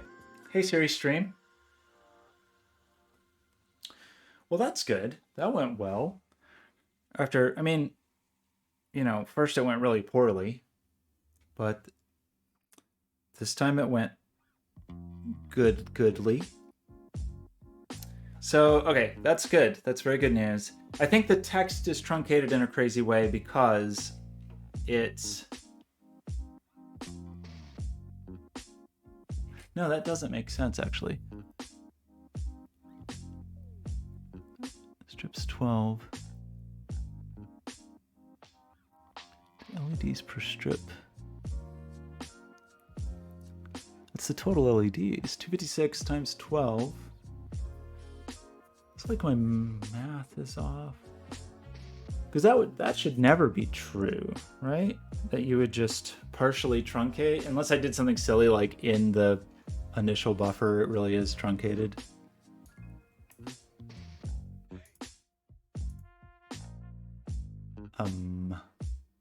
Wherever that is. No, it's high order.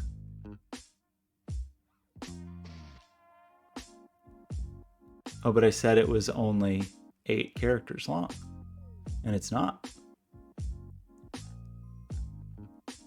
It's 10 characters long. So it's like, that's my fault.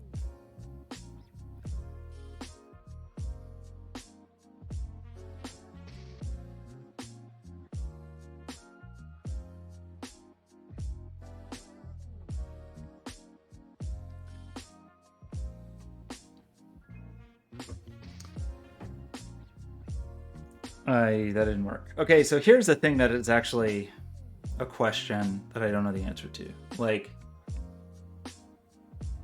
I can't plug it in now. I think that would be bad. I'm gonna unplug this and I'm gonna plug this in instead.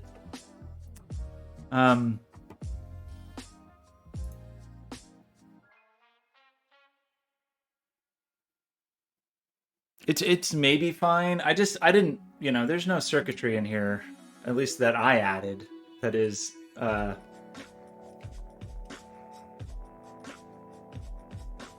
no part of my circuit accounts for like dual power sources to the board, but it's designed really so that the board's power is independent of the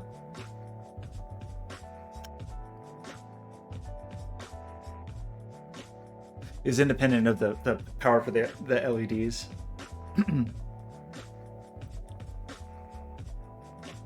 Okay, seems good.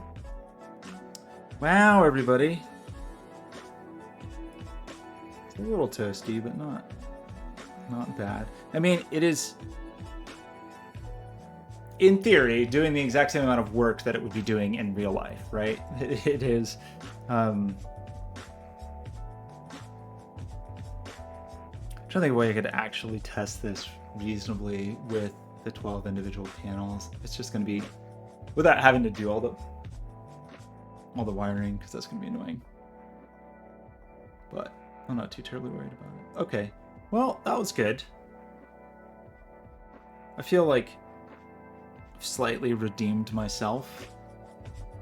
Oh wait, that's not back here.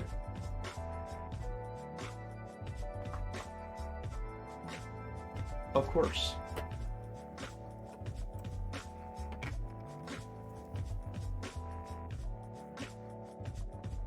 Need more of these. I don't know why I have them actually. I think they came with something. I think it was a weird thing where I bought something for my printer, or maybe I got some PCBs printed and they were like, you get a free gift. How about some alcohol swabs? And I said, thank you. Thank you for the gift.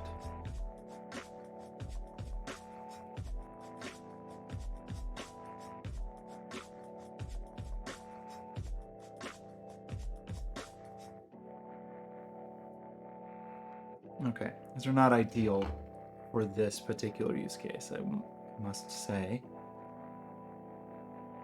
Why I started saying I must say, just because Ed Grimley's been in my mind, on my mind for some reason.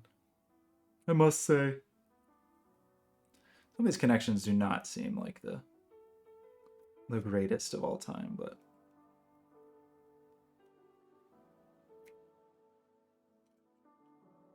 I don't know that I have personally ever had like a solder connection fail other than just like disconnecting or something. I definitely know. I mean, it's certainly possible, especially if it's exposed to some kind of extreme conditions, extreme heat or extreme vibration or extreme whatever. But I think just for me, um, unless they were terrible to begin with, unless they like failed immediately, because I didn't do a good job of soldering, I don't know that I personally had like one just work fine for some amount of time and then just suddenly fail. I'm sure it's possible. I'm just saying I'm not worried about it necessarily. Okay. I've seen people use a toothbrush for this, but I'm not prepared to do that at this moment. Anyway. Okay, let's plug this back in. I already forgot where this was plugged in. I think we said gray is ground. Obviously, gray for ground. Okay, yeah, all good. Well, I'm pleased. There's still lots of room for things to go wrong. But I don't know. I mean, we had all of the signs running and showing data, and that was even without the decoupling capacitors. The thing it didn't have was long leads, which can definitely be an issue. They're never going to be more than a few feet in this case, I think. Hope. I have this like weird kind of almost starfish arrangement in mind where the circuit board will go in the middle and we'll just kind of fan out. Who would do such a thing? So, okay, I feel pretty good about this. There's a million places for things to go wrong, but I feel pretty good about it. So, and then we'll make some nice like rainbow cable harnesses. It'll be very exciting. It'll be so cute. And we'll crimp a million cables. I still haven't actually opened the packaging on the expensive crimpers I bought because I still feel like it was maybe crazy, but it's just inevitable at this point. Your black text means I can't see your name. Wait, I didn't get the alert for the first time speaker. Annoying. Kages? How's it going? This is kind of like a sort of arena scoreboard style fixture that a friend of mine is working on. So it's 12 of these panels. So it's a total of about 3,000 LEDs. And I've tested it. I don't know why. Twitch just tells me things. Twitch says you're a first time chatter, which weirdly has a I forgot what they called it. It's like ritual or something. Anyway, yeah, so there's like it's almost like a big fancy lighting fixture, basically, designed to look kind of like a scoreboard. We'll have basically 3 of these per side for a total of 12 with whatever, 256 LEDs per panel, so 768 per side, so roughly 3,000. And we'll do some kind of diffuser on that. I'm really not fully decided on that, actually. I did a 3D printed test diffuser that looked pretty good, so we'll probably get some milk acrylic or some white Lexan, and cut those and just put them on top. I thought about doing kind of a screen or matrix, but no, I don't think so now. I don't know. It's just you get a different aesthetic versus like just a glowy word versus very clearly kind of a circular text mask. I'll go grab those tests. I'll be right back. That's not where I meant to go. That's not where I meant to go at all.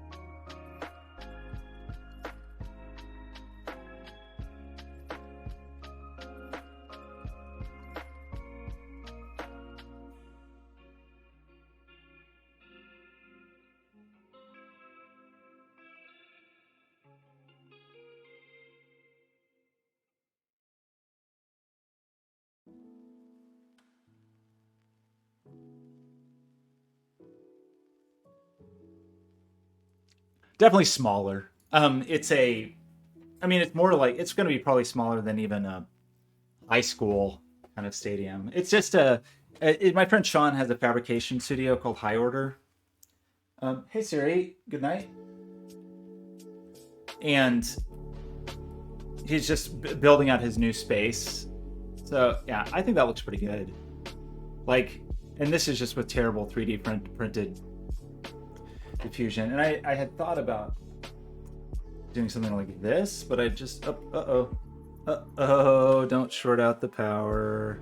Okay. I'm surprised the ESP32 survived that. You know, like kind of a mask. Is this the wrong mask? One of the masks I printed at the wrong scale.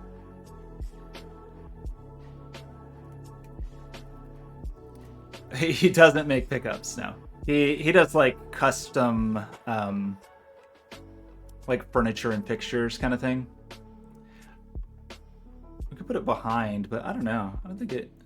I guess behind actually does make it a little sharper. So we could do a vinyl mask on the back. But I kind of like the glowy.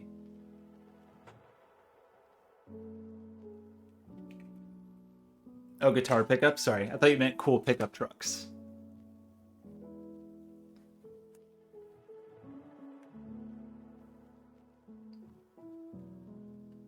Well, I was thinking, I mean, that's essentially what this would be, is we would probably, I mean, I could cut it on the CNC or something, but I don't think so. I think it's going to be, wow, that looks great when it goes nuts. I guess that's just my bad connection here. Well, I mean, this could do that. This kind of mask on the back would essentially give you that. It's a little hard to show in on stream just because the exposure is so blown out. But like, you can kind of see the three options, sort of. One would be, let's see. You can see over on the right. I don't have it aligned perfectly, but that's what it would look like with a mask to kind of minimize the light leak a little bit. But it's definitely not as pronounced in person. I think a part of that is just the exposure. Let me lower the video exposure a little and you can see, maybe.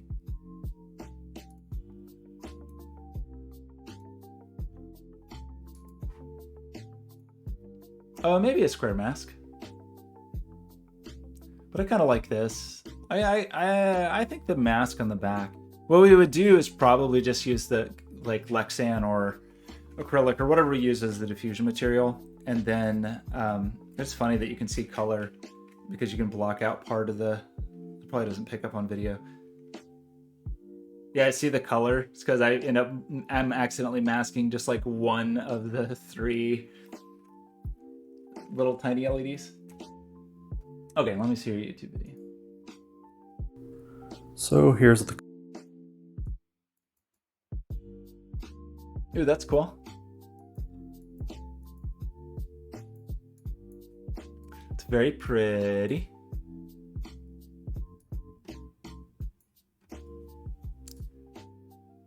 But I think, well, maybe, I don't know. We hadn't really thought about like, that would be a bit more difficult. I guess I'd have to set off higher.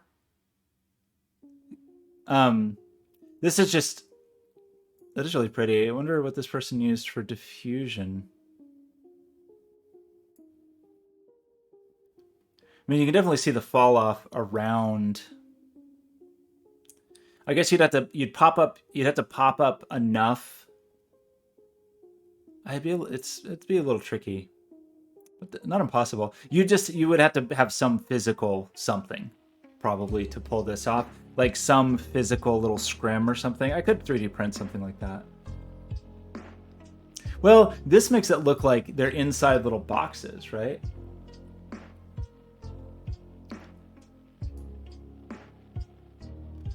Just the way, like, you can see the little bit of fall off on the sides. It's really pretty.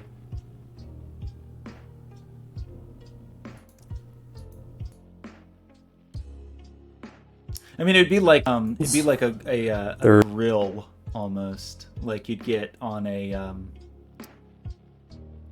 oh, you know, grill, like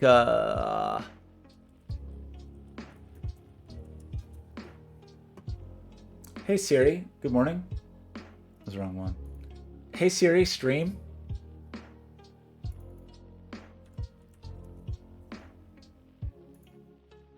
Like oh, not the ones. There's like the ones that are just the like reflector grid kind of thing that goes on top of fluorescent lighting.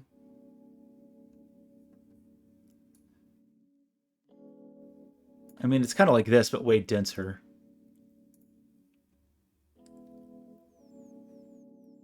But I could 3D print something that's set over. That'd be annoying.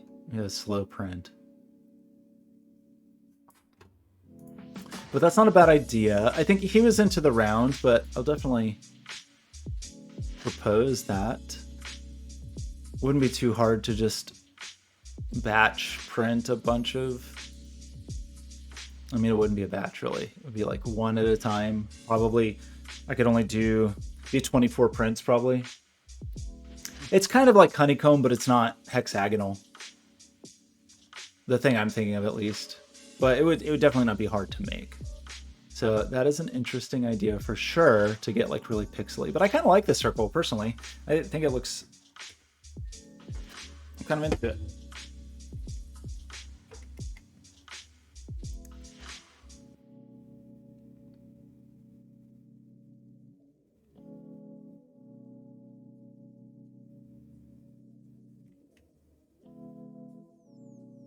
I don't know, now you've given me so much doubt. Now you're causing self-doubt in my heart. So, well, just in theory, I do need to stop streaming soon, but let's just think about it. That would be something like,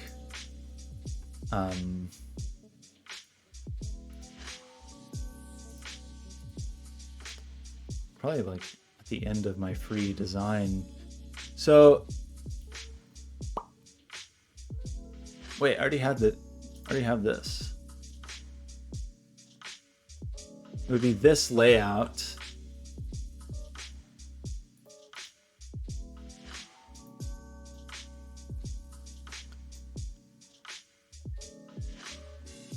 But instead of circles, it would be squares, basically, right?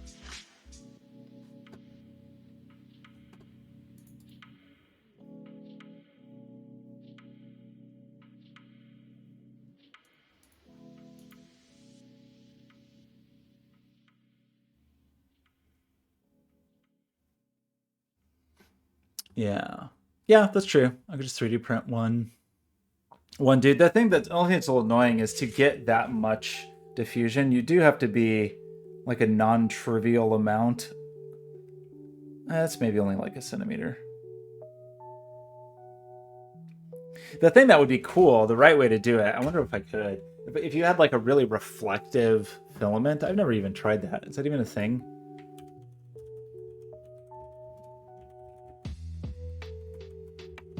Or just like a really metallic...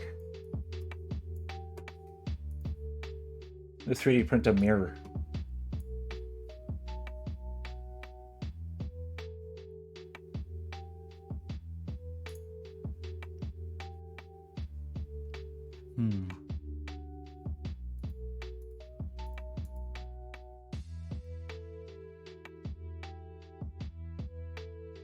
But there's like, oh, that's crazy. This is like, you know, like reflectors are made of. Crazy hyper reflective. But this kind of stuff, those kind of reflectors have like a very specific angle of incidence, right? Like the light has to hit it. So it'd probably be better to just do like some kind of silky shiny.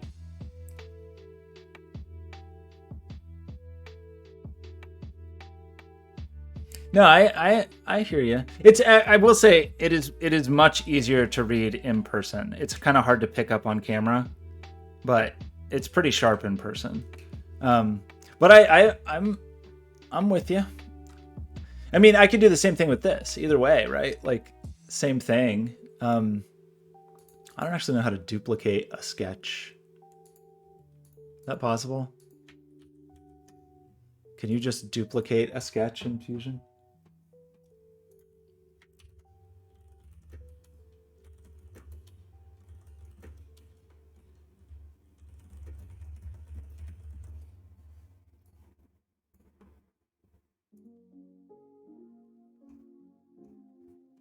Do I just go into this sketch and grab everything and just paste it into a new sketch? Is that what I do? It seems weird. Fusion's weird, but maybe that's what you do. If I made a new sketch and then pasted, yeah, it worked. Weird. Okay. Okay.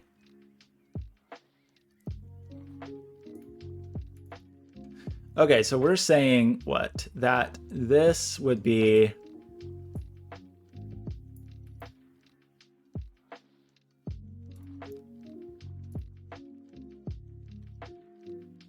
something like that. Makes this very thick.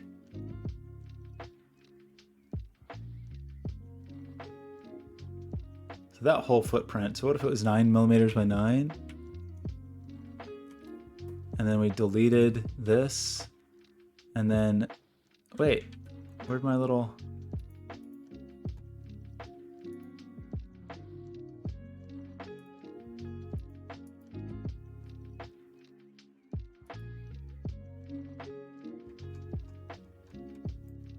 Why is my grid irregular? I think that is actually a weird thing about these boards is the grid is very slightly irregular because there's resistors between the LEDs. Yeah, so these will be... I mean, it's a little asymmetrical, I guess, is the thing that's a little annoying.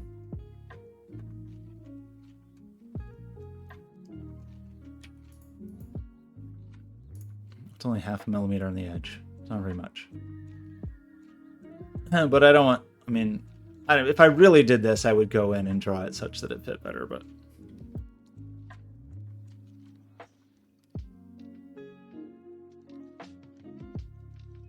Well, I've frozen Fusion. Why are you frozen? No one's even bothering you.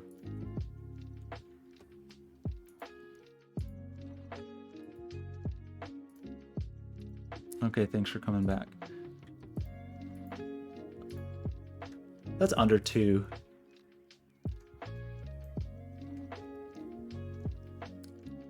That was very skinny. Look at this. That's 1 millimeter in between. It's probably not going to print very well. Okay, so then what's the least annoying way to do this? I just grab in here, extrude. Oops. Like 1 centimeter.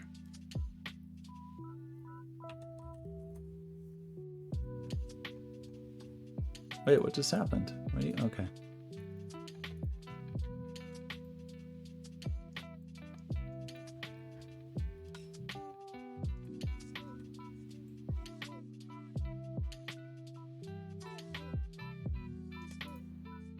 Okay, how long does this take to print? The rest of my entire life?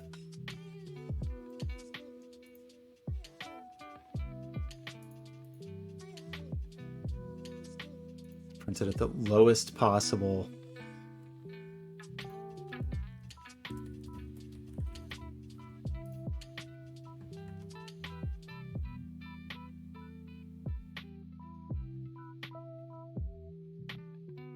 Oh yeah, I do. I have some parchment paper. I bought it for diffusion stuff. It is definitely good for quick and dirty. This needs to be a bit more robust. I mean, in real life, but yeah, as a test, that's not a bad idea. What are we doing? Save as mesh. Prusa.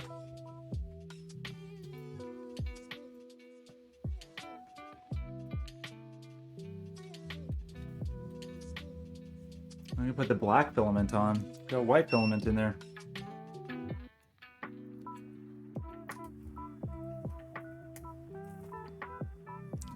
Okay.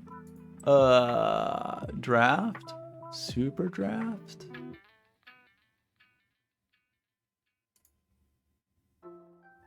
Probably need to 3 hours.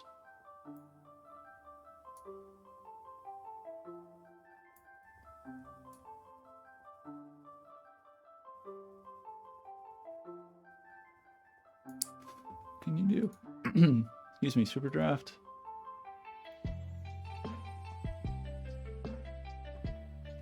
$249.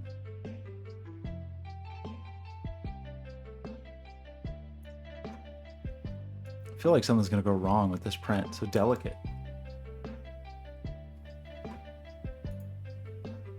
Fancy pants. Yeah, but you're right. The like parchment paper is not too far off. But I would use for this like a permanent fixture. I would use like acrylite. Is that the one? Like it's there's specific acrylics that are made for like optimized for light transmission. Some are really cool. Some you can like edge light and stuff. I think he has some white. Yeah, like this kind of thing. I think he has some white Lexan already. So we'll probably just use what he already has, but I do like, actually I like what you said about the paper, because you reminded me I do want to work on some, I want to make some like little prototype light fixtures, and I was trying to decide what I wanted to use for the diffusion, but I should just use the parchment paper in my kitchen. Okay, so let's prepare this. Let's make a PLA. What happened here? Okay, I'm gonna go find some filament. I'll be right back.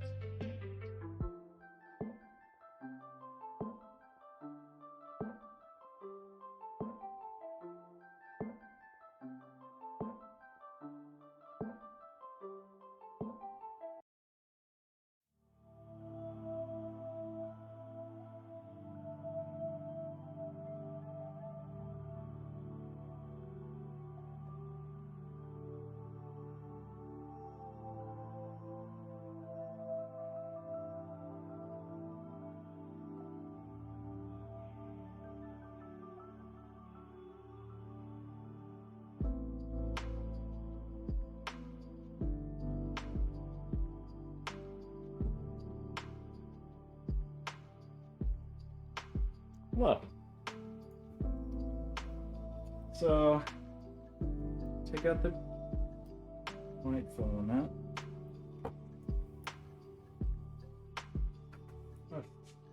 Correct my filament strategy. Black filament.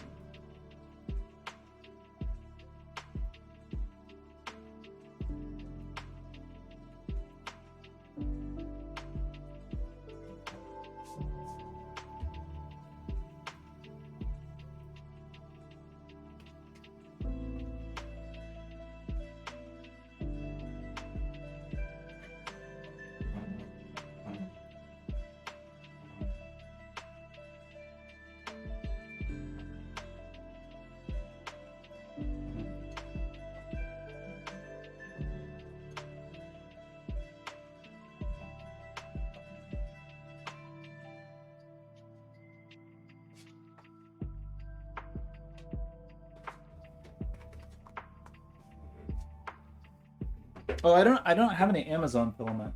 I have I mean, I have filament that I've ordered from Amazon, but they have their own brand, right? Like there's a Amazon Basics filament. I think I have some Monoprice, and I have some, I don't know. I have a lot of kind of random kinds, but I don't have just straight up Amazon Basics. I've never tried it. Maybe I should try it. Okay, so we're gonna I'm just gonna start this. Thank you for the suggestion. I appreciate it. Oh, is it the same?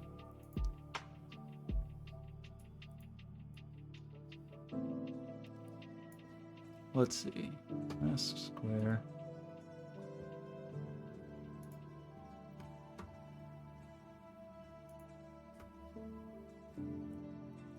I need to get Octoprint with the camera set up on the printer, but I don't know. I have too many projects going on.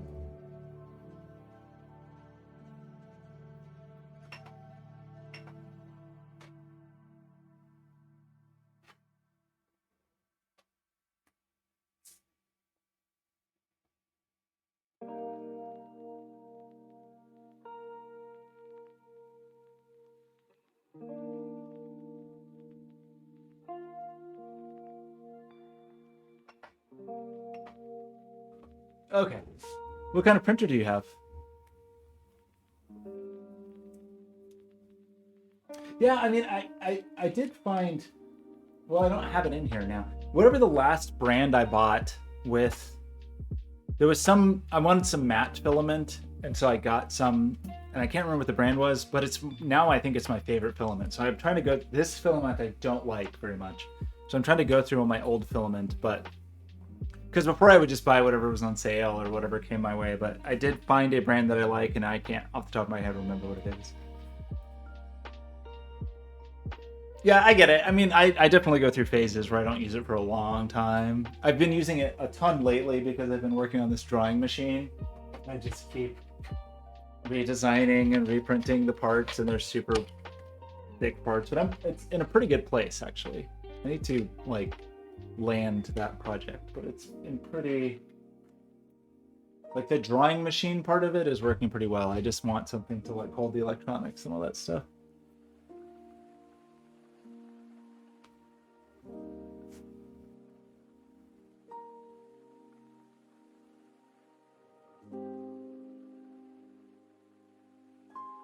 What kind of frames?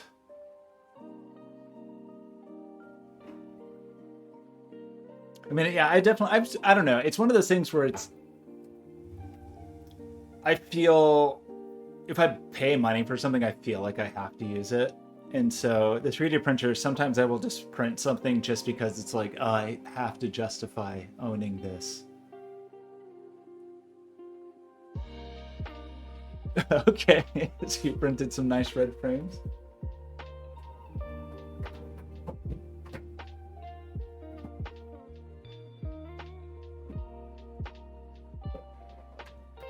Okay, there's such a mess in here. Cool.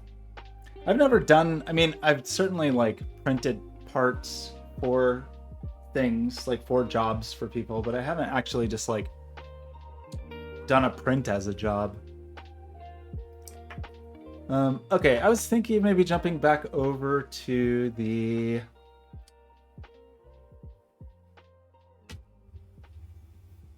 MIDI project, but I think I need to stop streaming and go eat some food.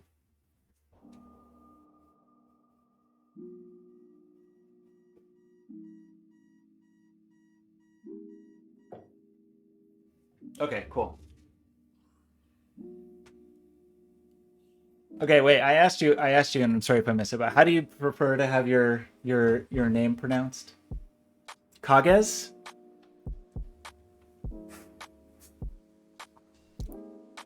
So the current thinking, okay, I keep going back and forth. I'm back to thinking I want to put audio equipment in the little thing, however I want. Okay, I'll go with Kages. So we've got the Raspberry Pi. It can take in MIDI. It can control the house. That's working reasonably well. And now I have printed like this little diffuser. So I have this little addressable LED ring. I guess I can show this stuff over here. This little guy with like a little diffuser, and it works reasonably well. And this is the thing I did the other night that was very silly, where I now have this Raspberry Pi, or whatever, not Raspberry Pi, Raspberry Pi Pico.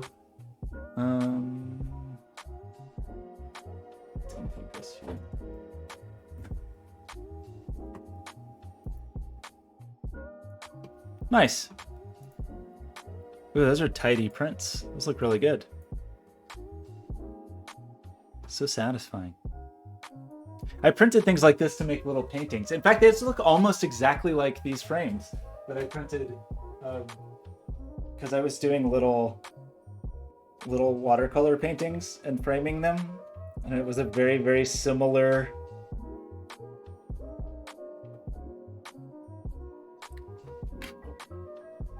Is it lagging?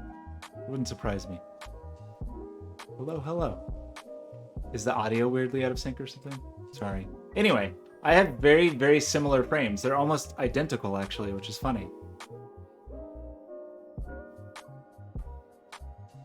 Well, for some reason, when I have both of these Logitech C920 webcams plugged in, like going at the same time, they tend to glitch out in really weird ways.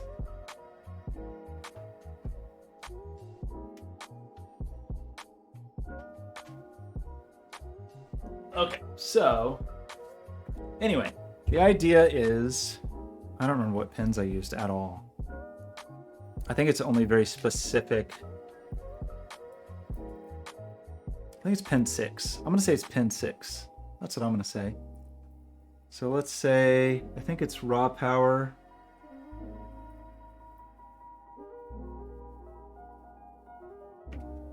And ground.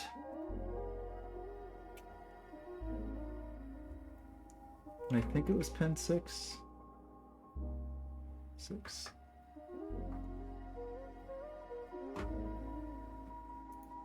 It blows my mind that these are still like the best webcams after 10 years. I hate them. And even with my like, I went on a deep dive, I think it was last year, maybe the year before, and like wrote some custom software to like force them to have the settings that I want, but they still are annoying.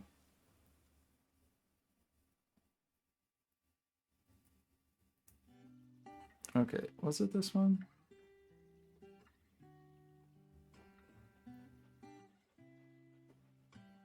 That's weird. I just started hearing static right when I plugged this in. Did I do something bad? How weird. Okay, I definitely plugged that. Okay, wait, try that again. That was really weird. That I heard static. Well, I guess because I was doing weird things to the ground. Okay, let's try this again. Okay, I misread that because it weirdly says ground signal. And then input here. Sorry, it says power signal and then ground underneath it. So I think I accidentally plugged power into the ground and that was not making the...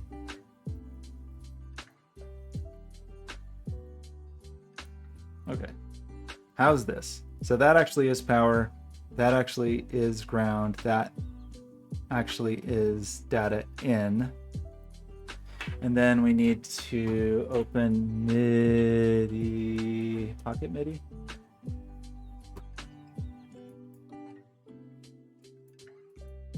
Oh yeah, okay. So now I can control this with MIDI.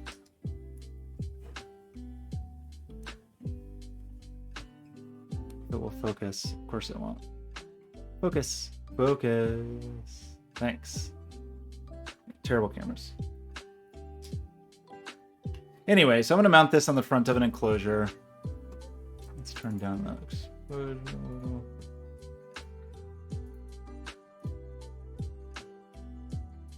I only very, very, very lightly. I'm curious about it. I would definitely want to play more with DMX stuff. At the Children's Museum where I do work, someone did a cool DMX project. For like a kite flying game, and then it had a gobo that projected a kite on the ceiling, and it was like, you know, like a programmable DMX head. Wasn't very expensive, I don't think. Okay. Which light did I miss? Why is there one light that isn't lit? Okay, there it is. Okay. So I can change the channels and like, it's still overexposed. Change the color. It like massively underexposed. So I've been doing lots of like kind of weird experimental home automation kinds of things. So I go here and turn them on. I actually didn't do note off yet. I need to add note off. So you apparently can't do note off. So I've been making a home automation system where you can play a song and it will do something. Like you can play Hello Darkness, My Old Friend, and the lights will turn out or whatever. And that works, but I just want to make a little device, like a little enclosure for it. Which is more trouble than it's worth probably, but I'm going to do it anyway. And so it's just Raspberry Pi. And then I hate dealing with Raspberry Pi GPIO. So I decided to do this the most ridiculous way possible, which is because I'm already using MIDI for everything. This is like a MIDI addressable NeoPixel light. so I can just send MIDI to it to do stuff. I may have frozen it. Did I like send it an invalid channel or something?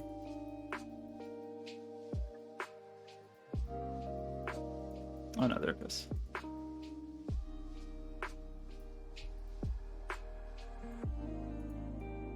So I'm just sending MIDI to it over here. So yeah, the idea is I'll have a little enclosure. There was a big back and forth on whether or not I wanted to try to add speakers to the enclosure because audio is so annoying. I'm gonna try one more time. I ordered some little, whatever they are, little audio isolation transformers, and we'll try that. Oh no, this is outrageously underexposed.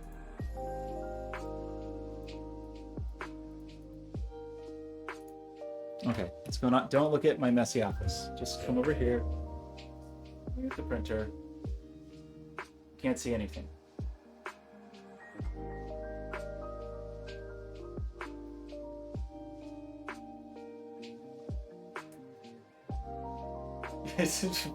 I'm trying to shine light on it, but it's black filament printing on a black background. So this was a poor choice. Never mind. Forget it. We'll look at it when it's finished. Okay, but I'm gonna run. So let me do this thing. I still haven't made the screens for it. Okay. Thank you, Binary, for stopping by. Appreciate it. It's nice. I haven't seen you much lately. It was nice to see you. Thank you, Ben. I'm sorry about your new addiction. That's unfortunate, but you'll recover. I'm confident. You're not gonna recover. And Kages, thank you for stopping by, and I appreciate your suggestions. The grill, even though I'm annoyed by it, because I'm annoyed in the way where it's a good idea, but I don't feel like doing it. But it is a good idea, so I will try that and see how that works. And I will see you all next time. I plan to stream tomorrow. We may need to switch to something different tomorrow, but we'll see. We'll at least revisit some of this lighting stuff. So anyway, thanks for hanging out, and until next time, bye.